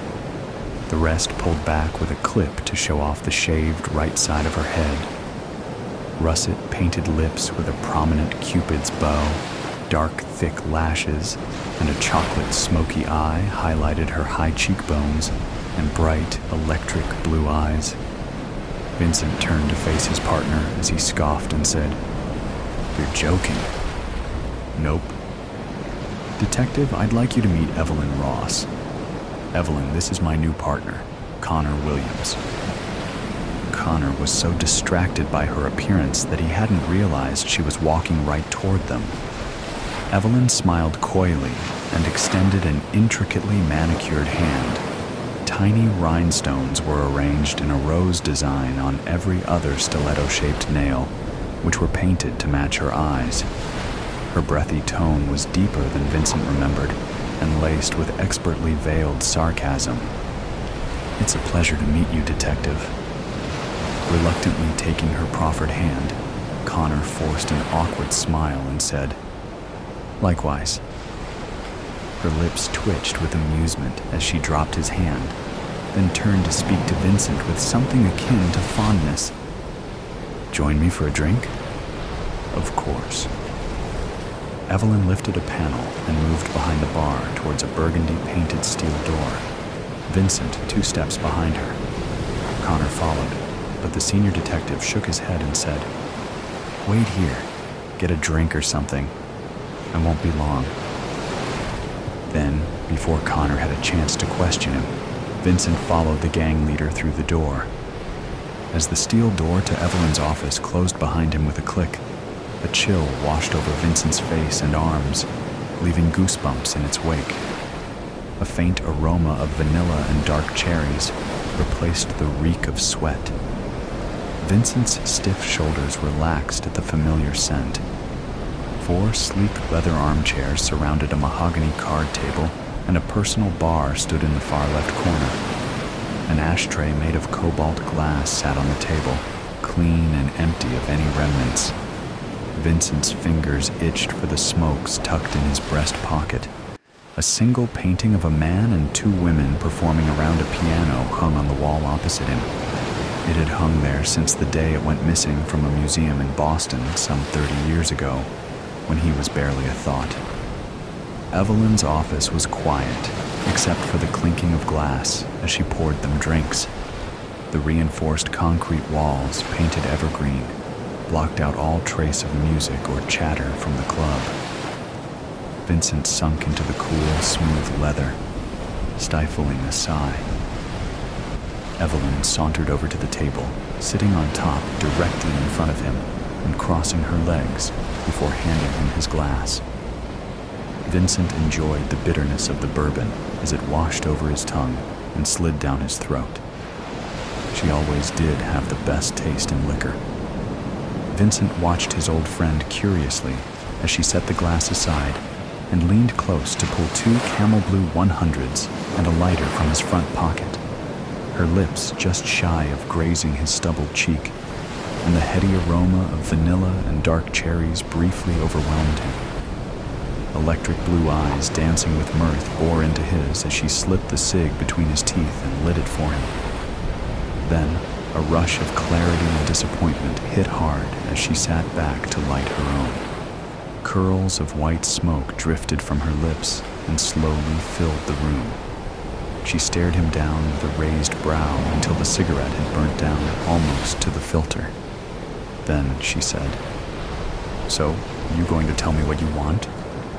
He raised his own brows and grinned teasingly as he answered, "Can't I just come to see an old friend?" Her unimpressed stare pulled a snort of laughter from his lips. She held her hand out expectantly and retorted, "Not when you have your dog waiting outside." Vincent relented with a sigh and pulled a file from inside his jacket, which she snapped from his fingers and threw open on the table next to her. The detective lowered his leg from the table and leaned forward to look over its contents, which she was flipping through with a carefully placid expression. The faces of 15 young women stared up at him, all of whom had gone missing within the last 6 months. The final photograph in the file was a mugshot of a man with beady gray eyes, greasy black hair, a pudgy face, and a sad, wispy little mustache. Vincent watched Evelyn's face carefully as her bright eyes paused on his picture, looking for any sign of recognition. If she did know the man, she wasn't giving it away, so he decided to probe her a little. "He's our main suspect. Goes by the name Rob, full name Robert Carroll. We've been tracking him down for a month, even got a hit on his hideout. Then we go in for the raid last night, and he's gone without a trace, so now we've hit a dead end. Do you recognize him?" Evelyn placed the picture back in the file, closed it, and took a generous sip from her drink before answering with a carefully even tone. "Afraid not, should I?" Vincent kept his own tone light as he pushed a little more. "Well, our files say he was one of your men until about a year ago. You've made it a point to know the names of everyone who works for you, haven't you?" The stare she pinned him with was bitterly cold, and her breathy voice took on a dangerous edge. "My organization doesn't deal in sex trafficking, a fact of which I know you're quite aware." "Yes. I'm also very aware of how you've punished those who have gone behind your back in the past, which is why I thought you might be able to help me find my suddenly missing suspect."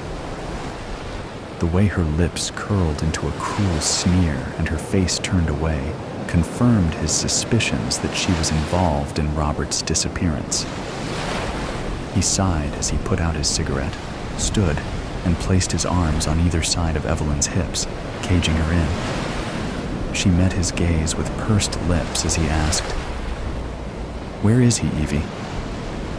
The brazen woman leaned forward, trailing her sharp nails down the side of his jaw and over his chest. The coy smirk was back as she goaded him. "If I did know where he is, why should I hand him over to you? My men are mine to punish.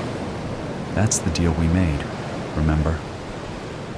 This isn't some petty drug dealer who stole from you.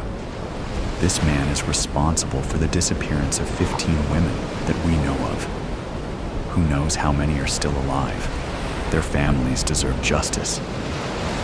Evie rolls her eyes and scoffs at his appeal to her better nature.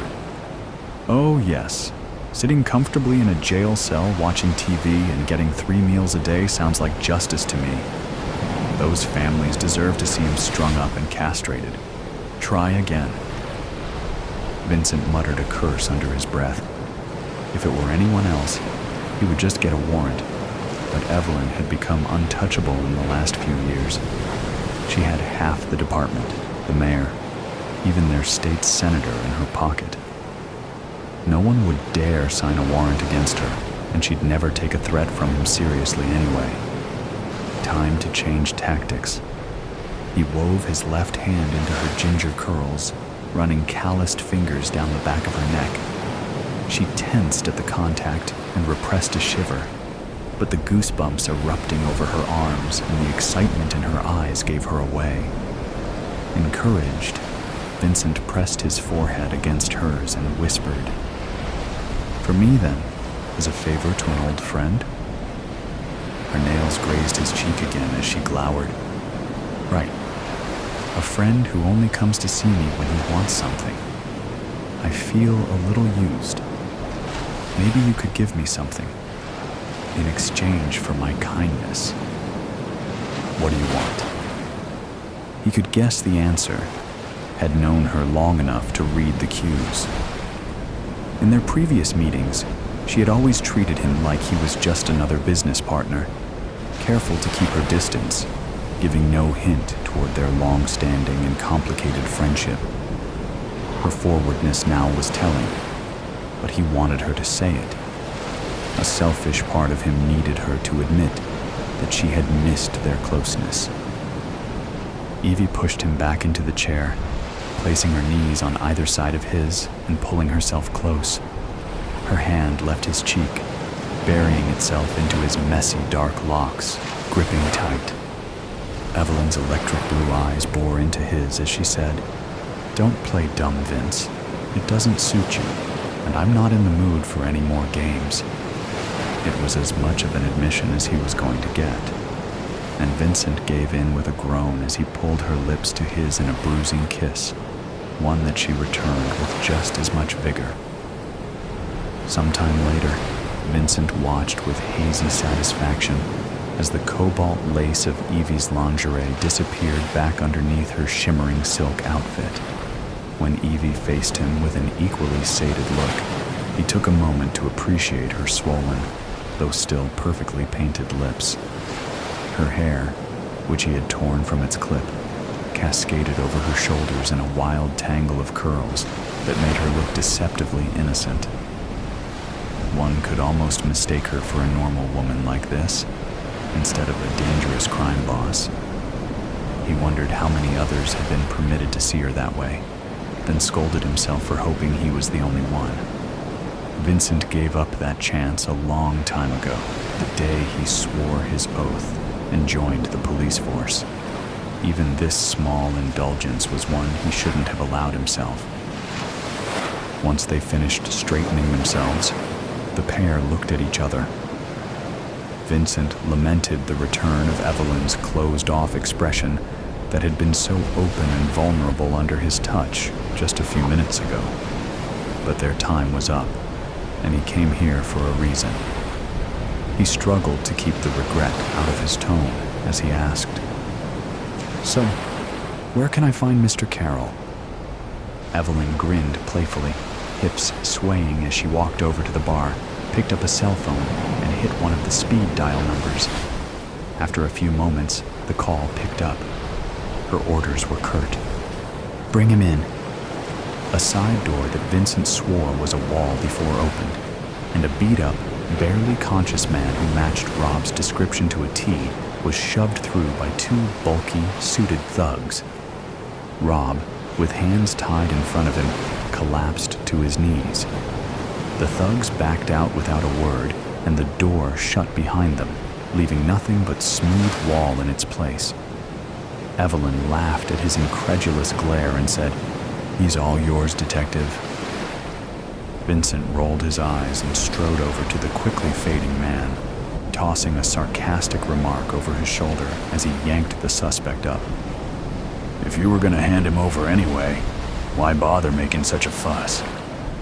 She giggled and walked over to open the burgundy door for him. He could already see his younger partner's expression morphing from annoyance to surprise and disbelief. Evie's breath at his ear sent a tingle down his spine. "Well, I thought he would make a good gift, but I wanted something too. Don't pretend you didn't enjoy it." He glanced to the right to meet her roguish grin as she continued, "Happy birthday." Connor took the unconscious trafficker off his hands, so Vincent turned back to Evie, who stood in the doorway with arms crossed, looking way too pleased with herself. He had forgotten that his birthday was tomorrow, and that it was something he and Evie shared.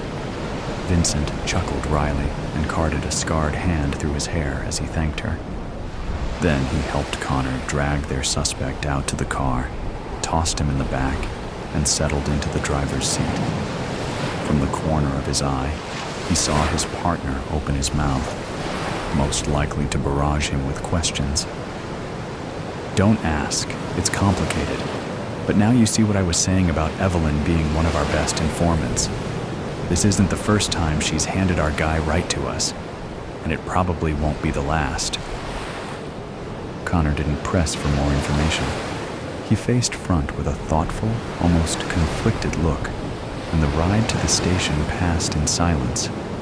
A silence that Vincent spent thinking of her, of their bodies pressed together, and foolishly wishing that he could do it again, escaping neutrality. "Good morning, Derek." "Morning, Doc. How are you feeling today? Any more thoughts of harming?" I had to interrupt her.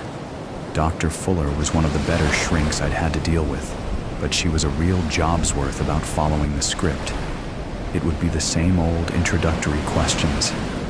She couldn't help but tick those boxes at the top of the day's crisp white form, still warm off the copier, but would be terrified of doing so unless I actually said the words. I struggled to find the patience to verbalize my repeated and identical statements. "Ever noticed how stark our world has become?" I asked out of the blue, cutting her off to her obvious annoyance. She sighed, then visibly gathered up a well-practiced decorum. "What do you mean by that?" she asked, abandoning the prescribed sheet for later and joining my real conversation. I was proud of her. "I mean that when we were children, the world was full of color. I'd wait to cross the road and see cars of gold, green, red, and blue fly past. I'd look down the street, and every house would be trimmed with sage guttering, burgundy window frames, or dark blue front doors. My bedroom was even painted a musky orange and had deep brown carpets at one point. It really offset the crimson of my lava lamp and the teal of my inflatable couch. But today, what do you see when you look around? I still see some of those things, but you're right. Most things are far more tastefully done these days. Do you miss your childhood? Would colorful surroundings bring you more comfort as you had back then? Tasteful, classy, reserved, miserable, soul-destroying, I said, hammering my point home and ignoring her textbook questions. Dr. Fuller really needed to up her game, but what could I expect from someone so new to the field and so young? I bet you drive a white car, huh, Tasha? Doctor. Fuller. Please, Derek. Yes, I do. Why is that relevant? Well, I know for a fact that they've made white the cheapest option. For any splash of color whatsoever, you have to pay a premium now. Is it any wonder that every modern car you see in the road is now white?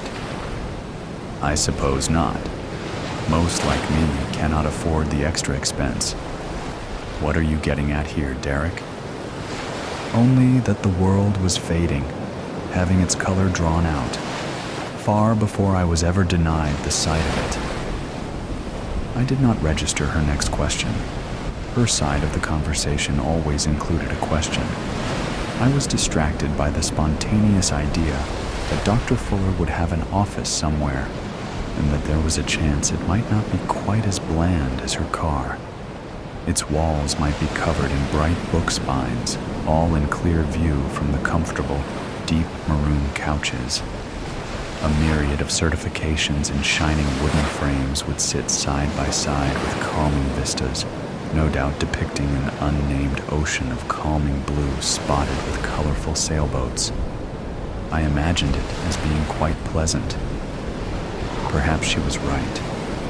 A throwback to my early years, drenched in technicolor, might have offered me some contentment, useless to contemplate. I would never again see such a sight in this life. My imagined home for the dear doctor was a far cry from our current reality. Whitewashed concrete encased the bare room I was forced to meet her in daily.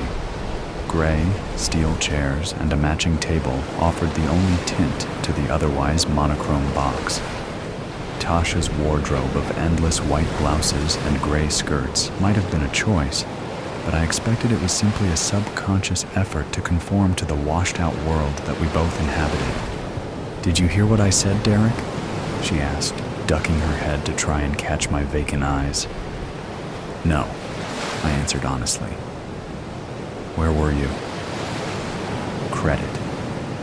Where credit is due, the doc had some skills. Instead of accelerating with her own agenda, she was able to pull into my lane at a moment's notice. Time to knock her off the road.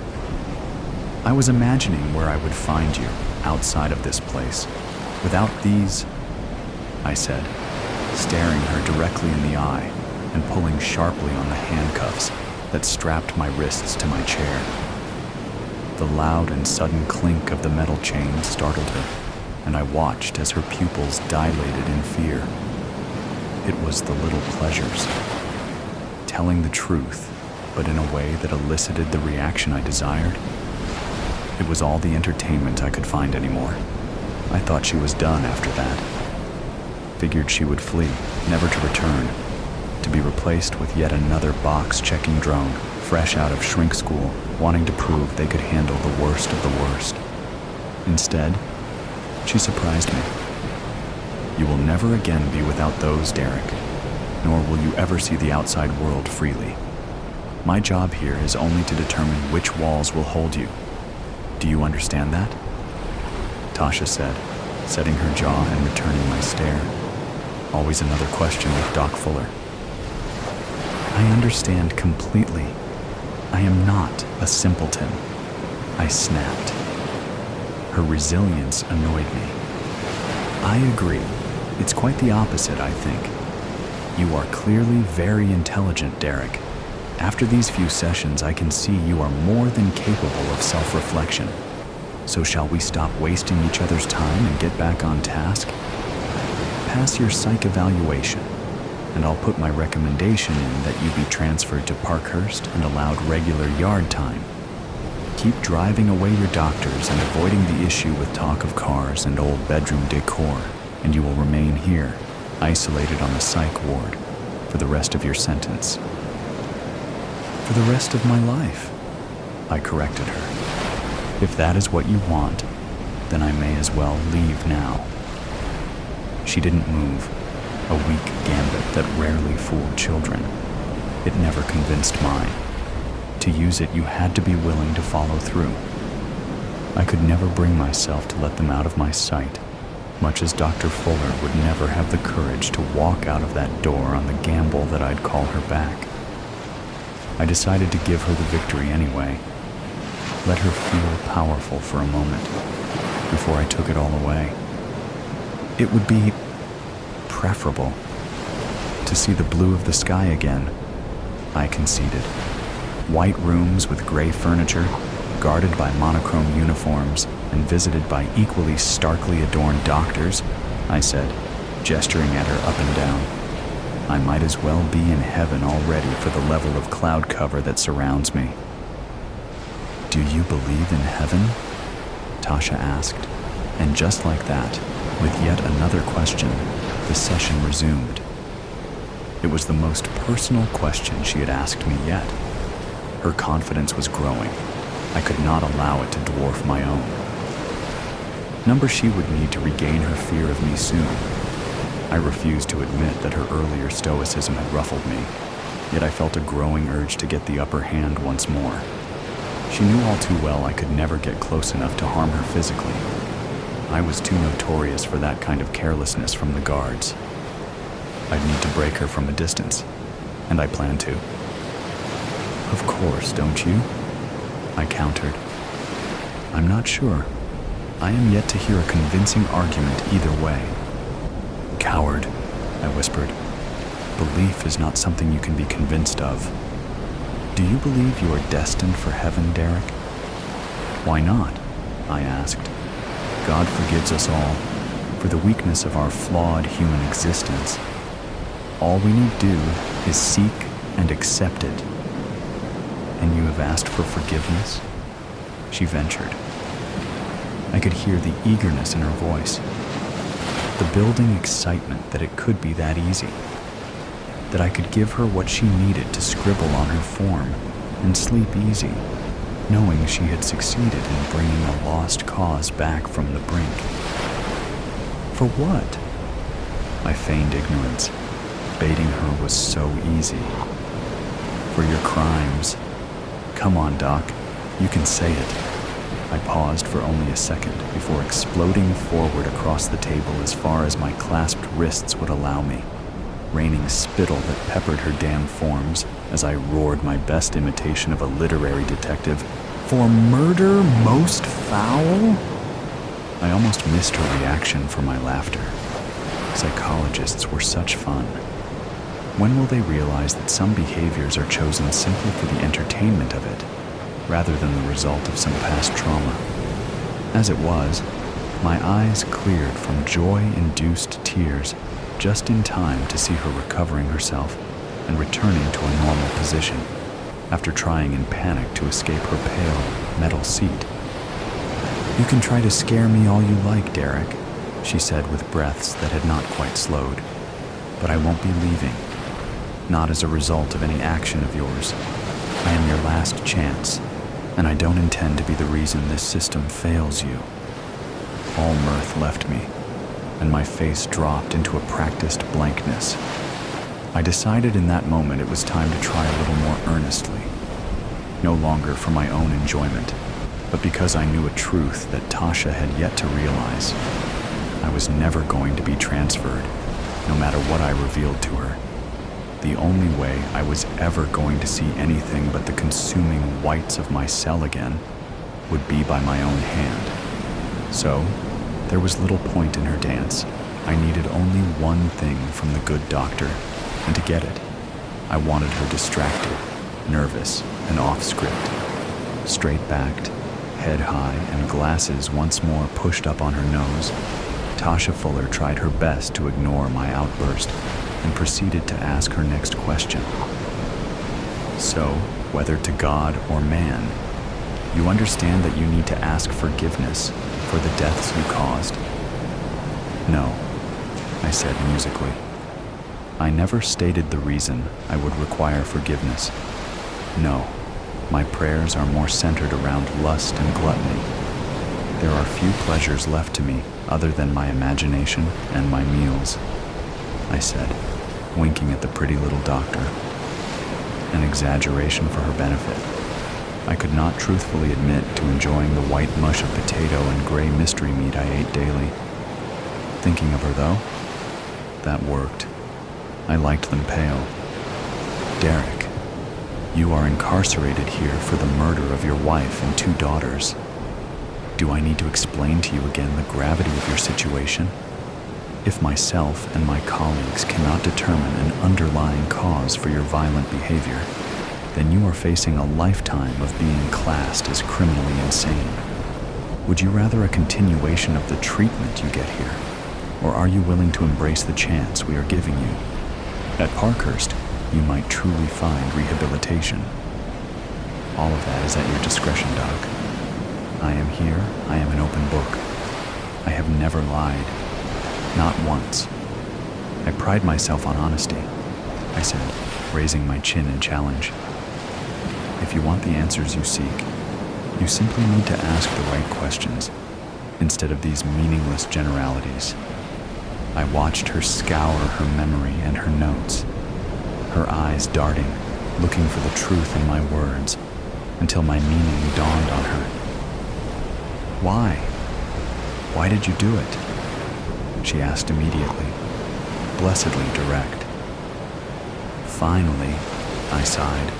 Sometimes, after all that education, all that introspective study and exploration of the human condition, all you need do is ask a simple, straightforward, common sense, and normal question. Why did I kill them? I was saving them.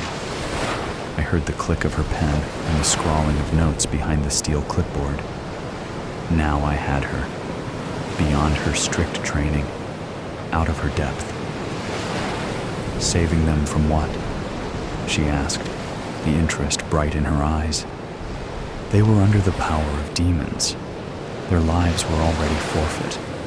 I released their souls from their torture to be claimed by the sky, where they wait for me to join them. I would be there already if I were a stronger man. I shook my head and dropped my gaze, genuinely lamenting at my failure. Her scribbling continued for a few moments longer before stilling the room to silence. You thought your family were possessed by demons? Dr. Fuller attempted to confirm. Are you stupid?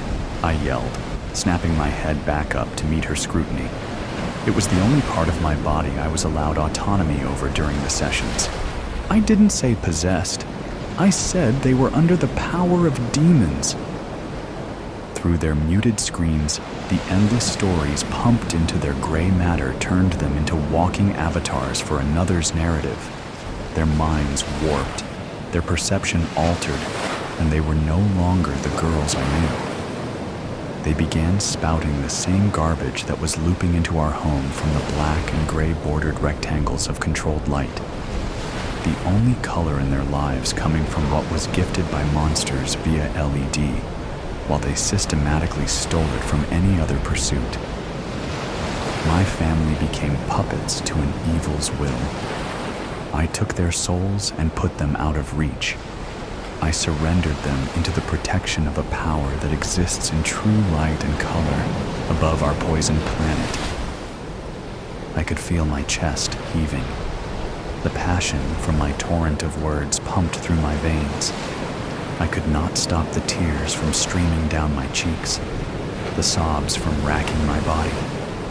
My grief over the actions I had been forced to take broke free. It was real. I should not have had to take such drastic action, but it had been the only way.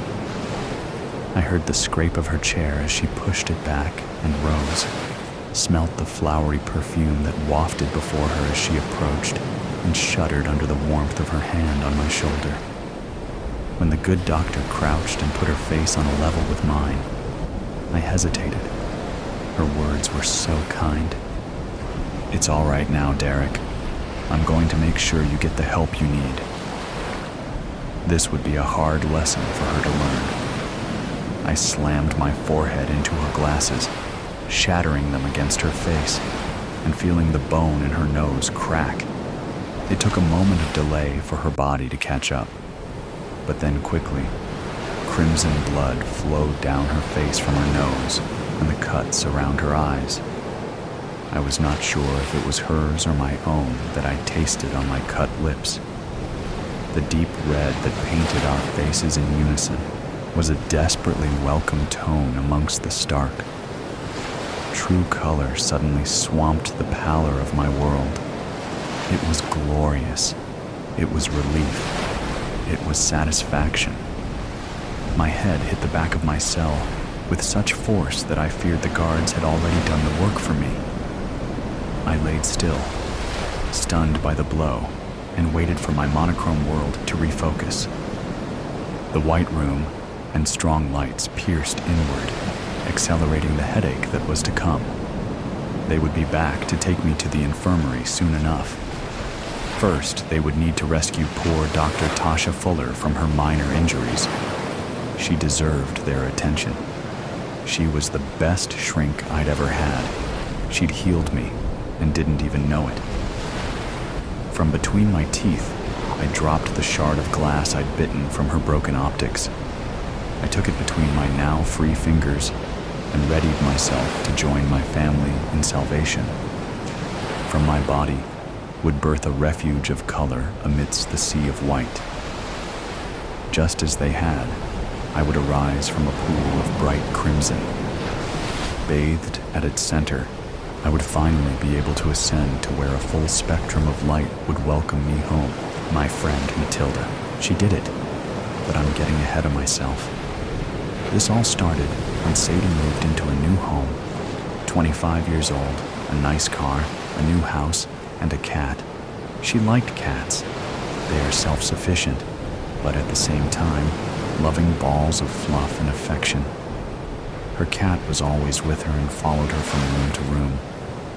Her cat, Matilda, was also her best friend.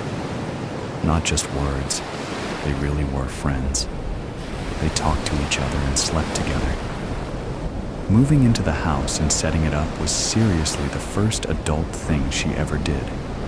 She got the house for a great price, and the previous owners told her they needed to sell fast because they took a job in California and needed to be there by the first of the month. She remembered this house when she was little. Her aunt lived here, and her mom and her would visit a few times a month. Her aunt had a little girl she played with when she was there. Maddie was her name. They loved playing dress-up and could play forever. She had a favorite doll she carried with her everywhere. It was an off-brand Barbie-type doll, but it was dressed like a hippie and had blue hair. Sadie thought that was the coolest doll in the world, and when they played, the doll went on adventures, traveled all over the world, and always came home from her trip and took a nap. Sadie and her mom went to the house one day, but Maddie wasn't there. Her mom told her she was gone. Sadie figured she had moved and went in to play with the toys again. But Sadie felt like Maddie was there, playing with her. Maddie told her she would be with her forever, and she was. Sadie and her mom would come over, and Sadie would go to Maddie's room and play. She knew Maddie was there, in the room. Maddie told her where she was, but it did not make sense. Sadie never told an adult what Maddie told her. They stopped going over to the house after a few months. She thinks they moved out and went to another town. She heard her mom telling someone that they went upstate. They never talked about where, nor did they mention a place, just upstate. Sadie grew up and did well in school. She knew things thanks to Maddie, and because of that, she got away with a lot that she shouldn't have. But once she started college, that feeling and precog inkling disappeared. These days, she never thinks about it. Lately, though, she's getting that little tickle again. She knows things and has a familiar feeling that she can't shake. At night, she dreams amazing dreams. During the day, she sees things around her, people, events, and places she dreamed about the night before. Maddie was back. The little girl, Maddie, not someone her age. She thought about that, and it made sense to her. She knew her at the age of 6 and 7, and to Sadie, Maddie would always be 7 years old and carry the hippie doll with blue hair.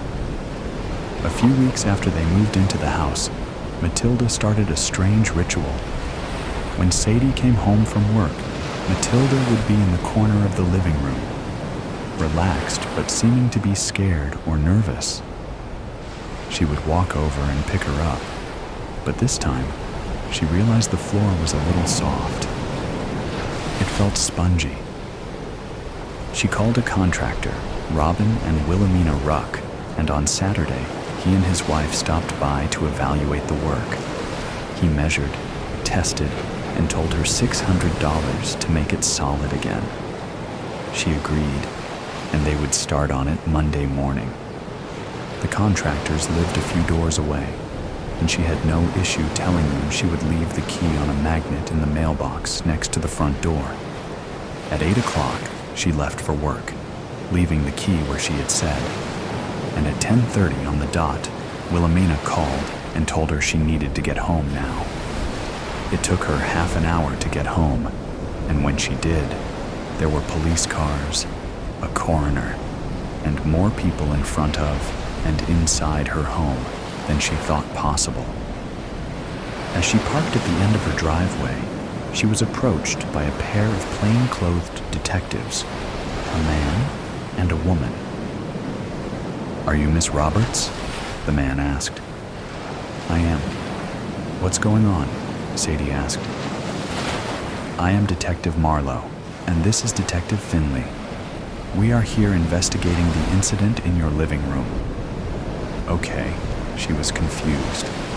And looking at her face, you could see the disconnect between what she knew and what they just said to her.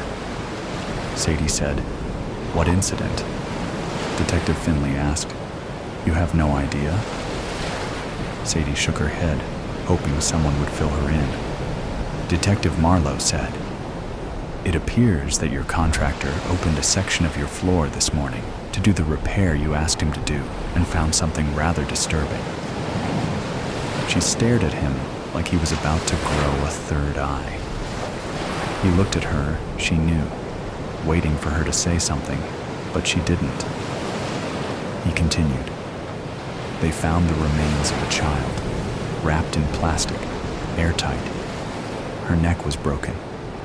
Can you shed some light on any of this?" "Number, I can't. I bought this house a month or so ago and moved in. I always liked this house and was happy it went on the market." Detective Finley said, "You are familiar with this house?" "In a way. When I was little, maybe 6 or 7 years old, my mom and I used to visit here. I called the lady Aunt Roberta. I think their last name was Powell. Now I realize she was not any relation, just a friend of my mother. She had a daughter, Maddie, that I played with when I was here." The detective added, "What happened to them?" "All I remember is that they moved upstate."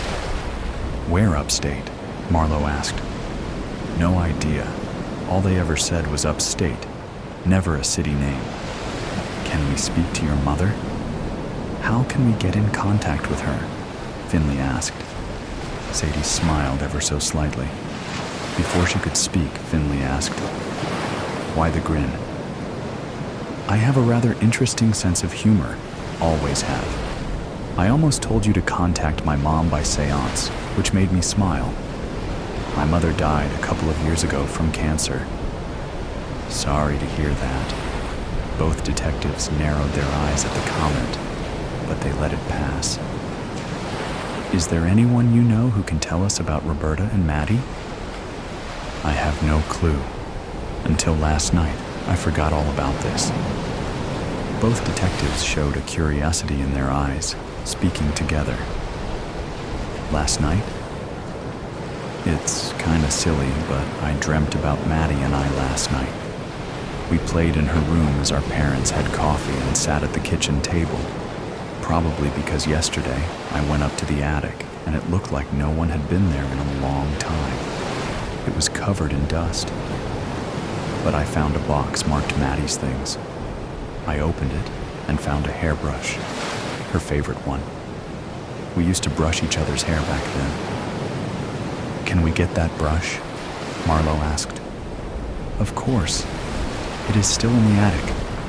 Pull the cord in the hall and climb up.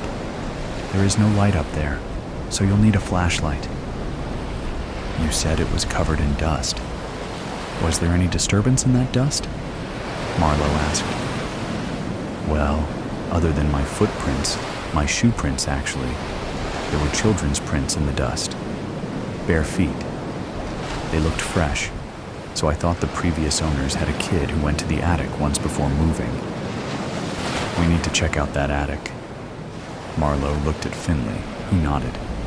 He donned gloves and booties and headed into the house. Can we go inside? I would like to see how much of my home is disassembled. Finley gestured, and they went into the house.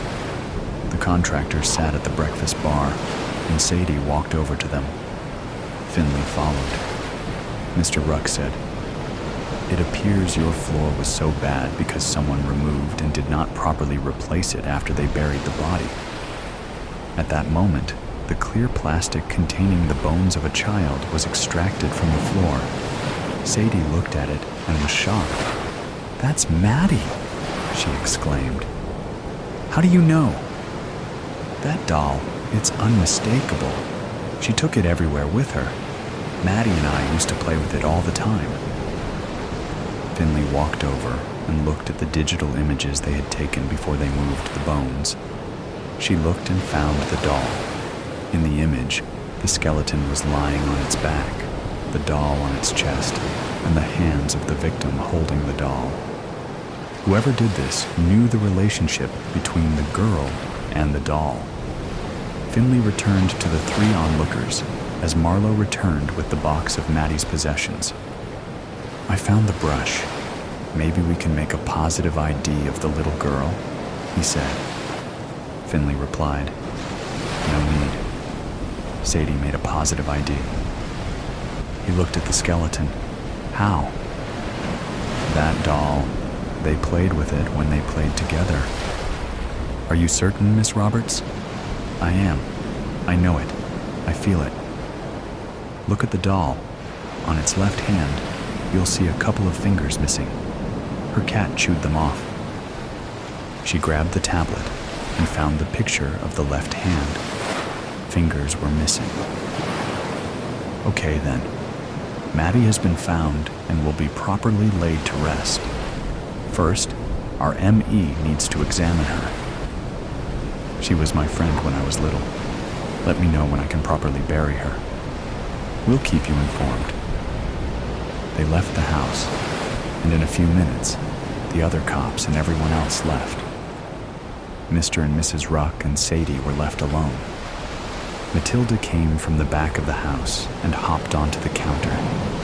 She snuggled to her owner. "I think I will call it a night. I can take care of it in a few hours tomorrow. I have all the measurements, and the detectives said they would not need to return to the hole. So, tomorrow, it will look like it was never an issue." "Thank you." He walked over and covered the hole with a tarp, stapling it to the plywood around the hole. Sadie knew it was a critter barrier and to stop the weather from getting into the house.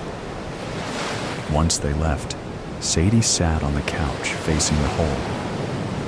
Matilda sat on her lap but had not moved for over an hour.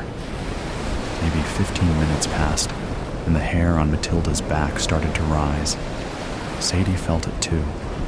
The room got cold, and the hairs on Sadie's neck began to rise. Matilda's back was hunched, and she was staring at the tarp. Her eyes focused on the tarp, and her pupils were their maximum size. She was looking for something, or she saw something.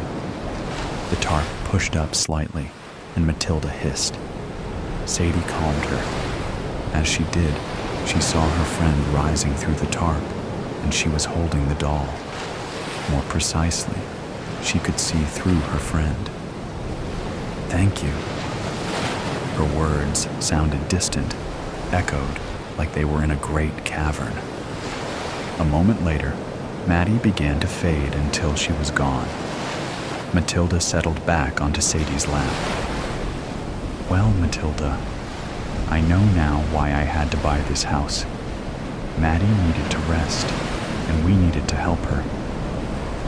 Matilda gave the strangest meow Sadie had ever heard, and then started purring. Sadie sat on the couch a bit longer, thinking of playing with Maddie. It was a good memory. She did it. Now, her friend can rest.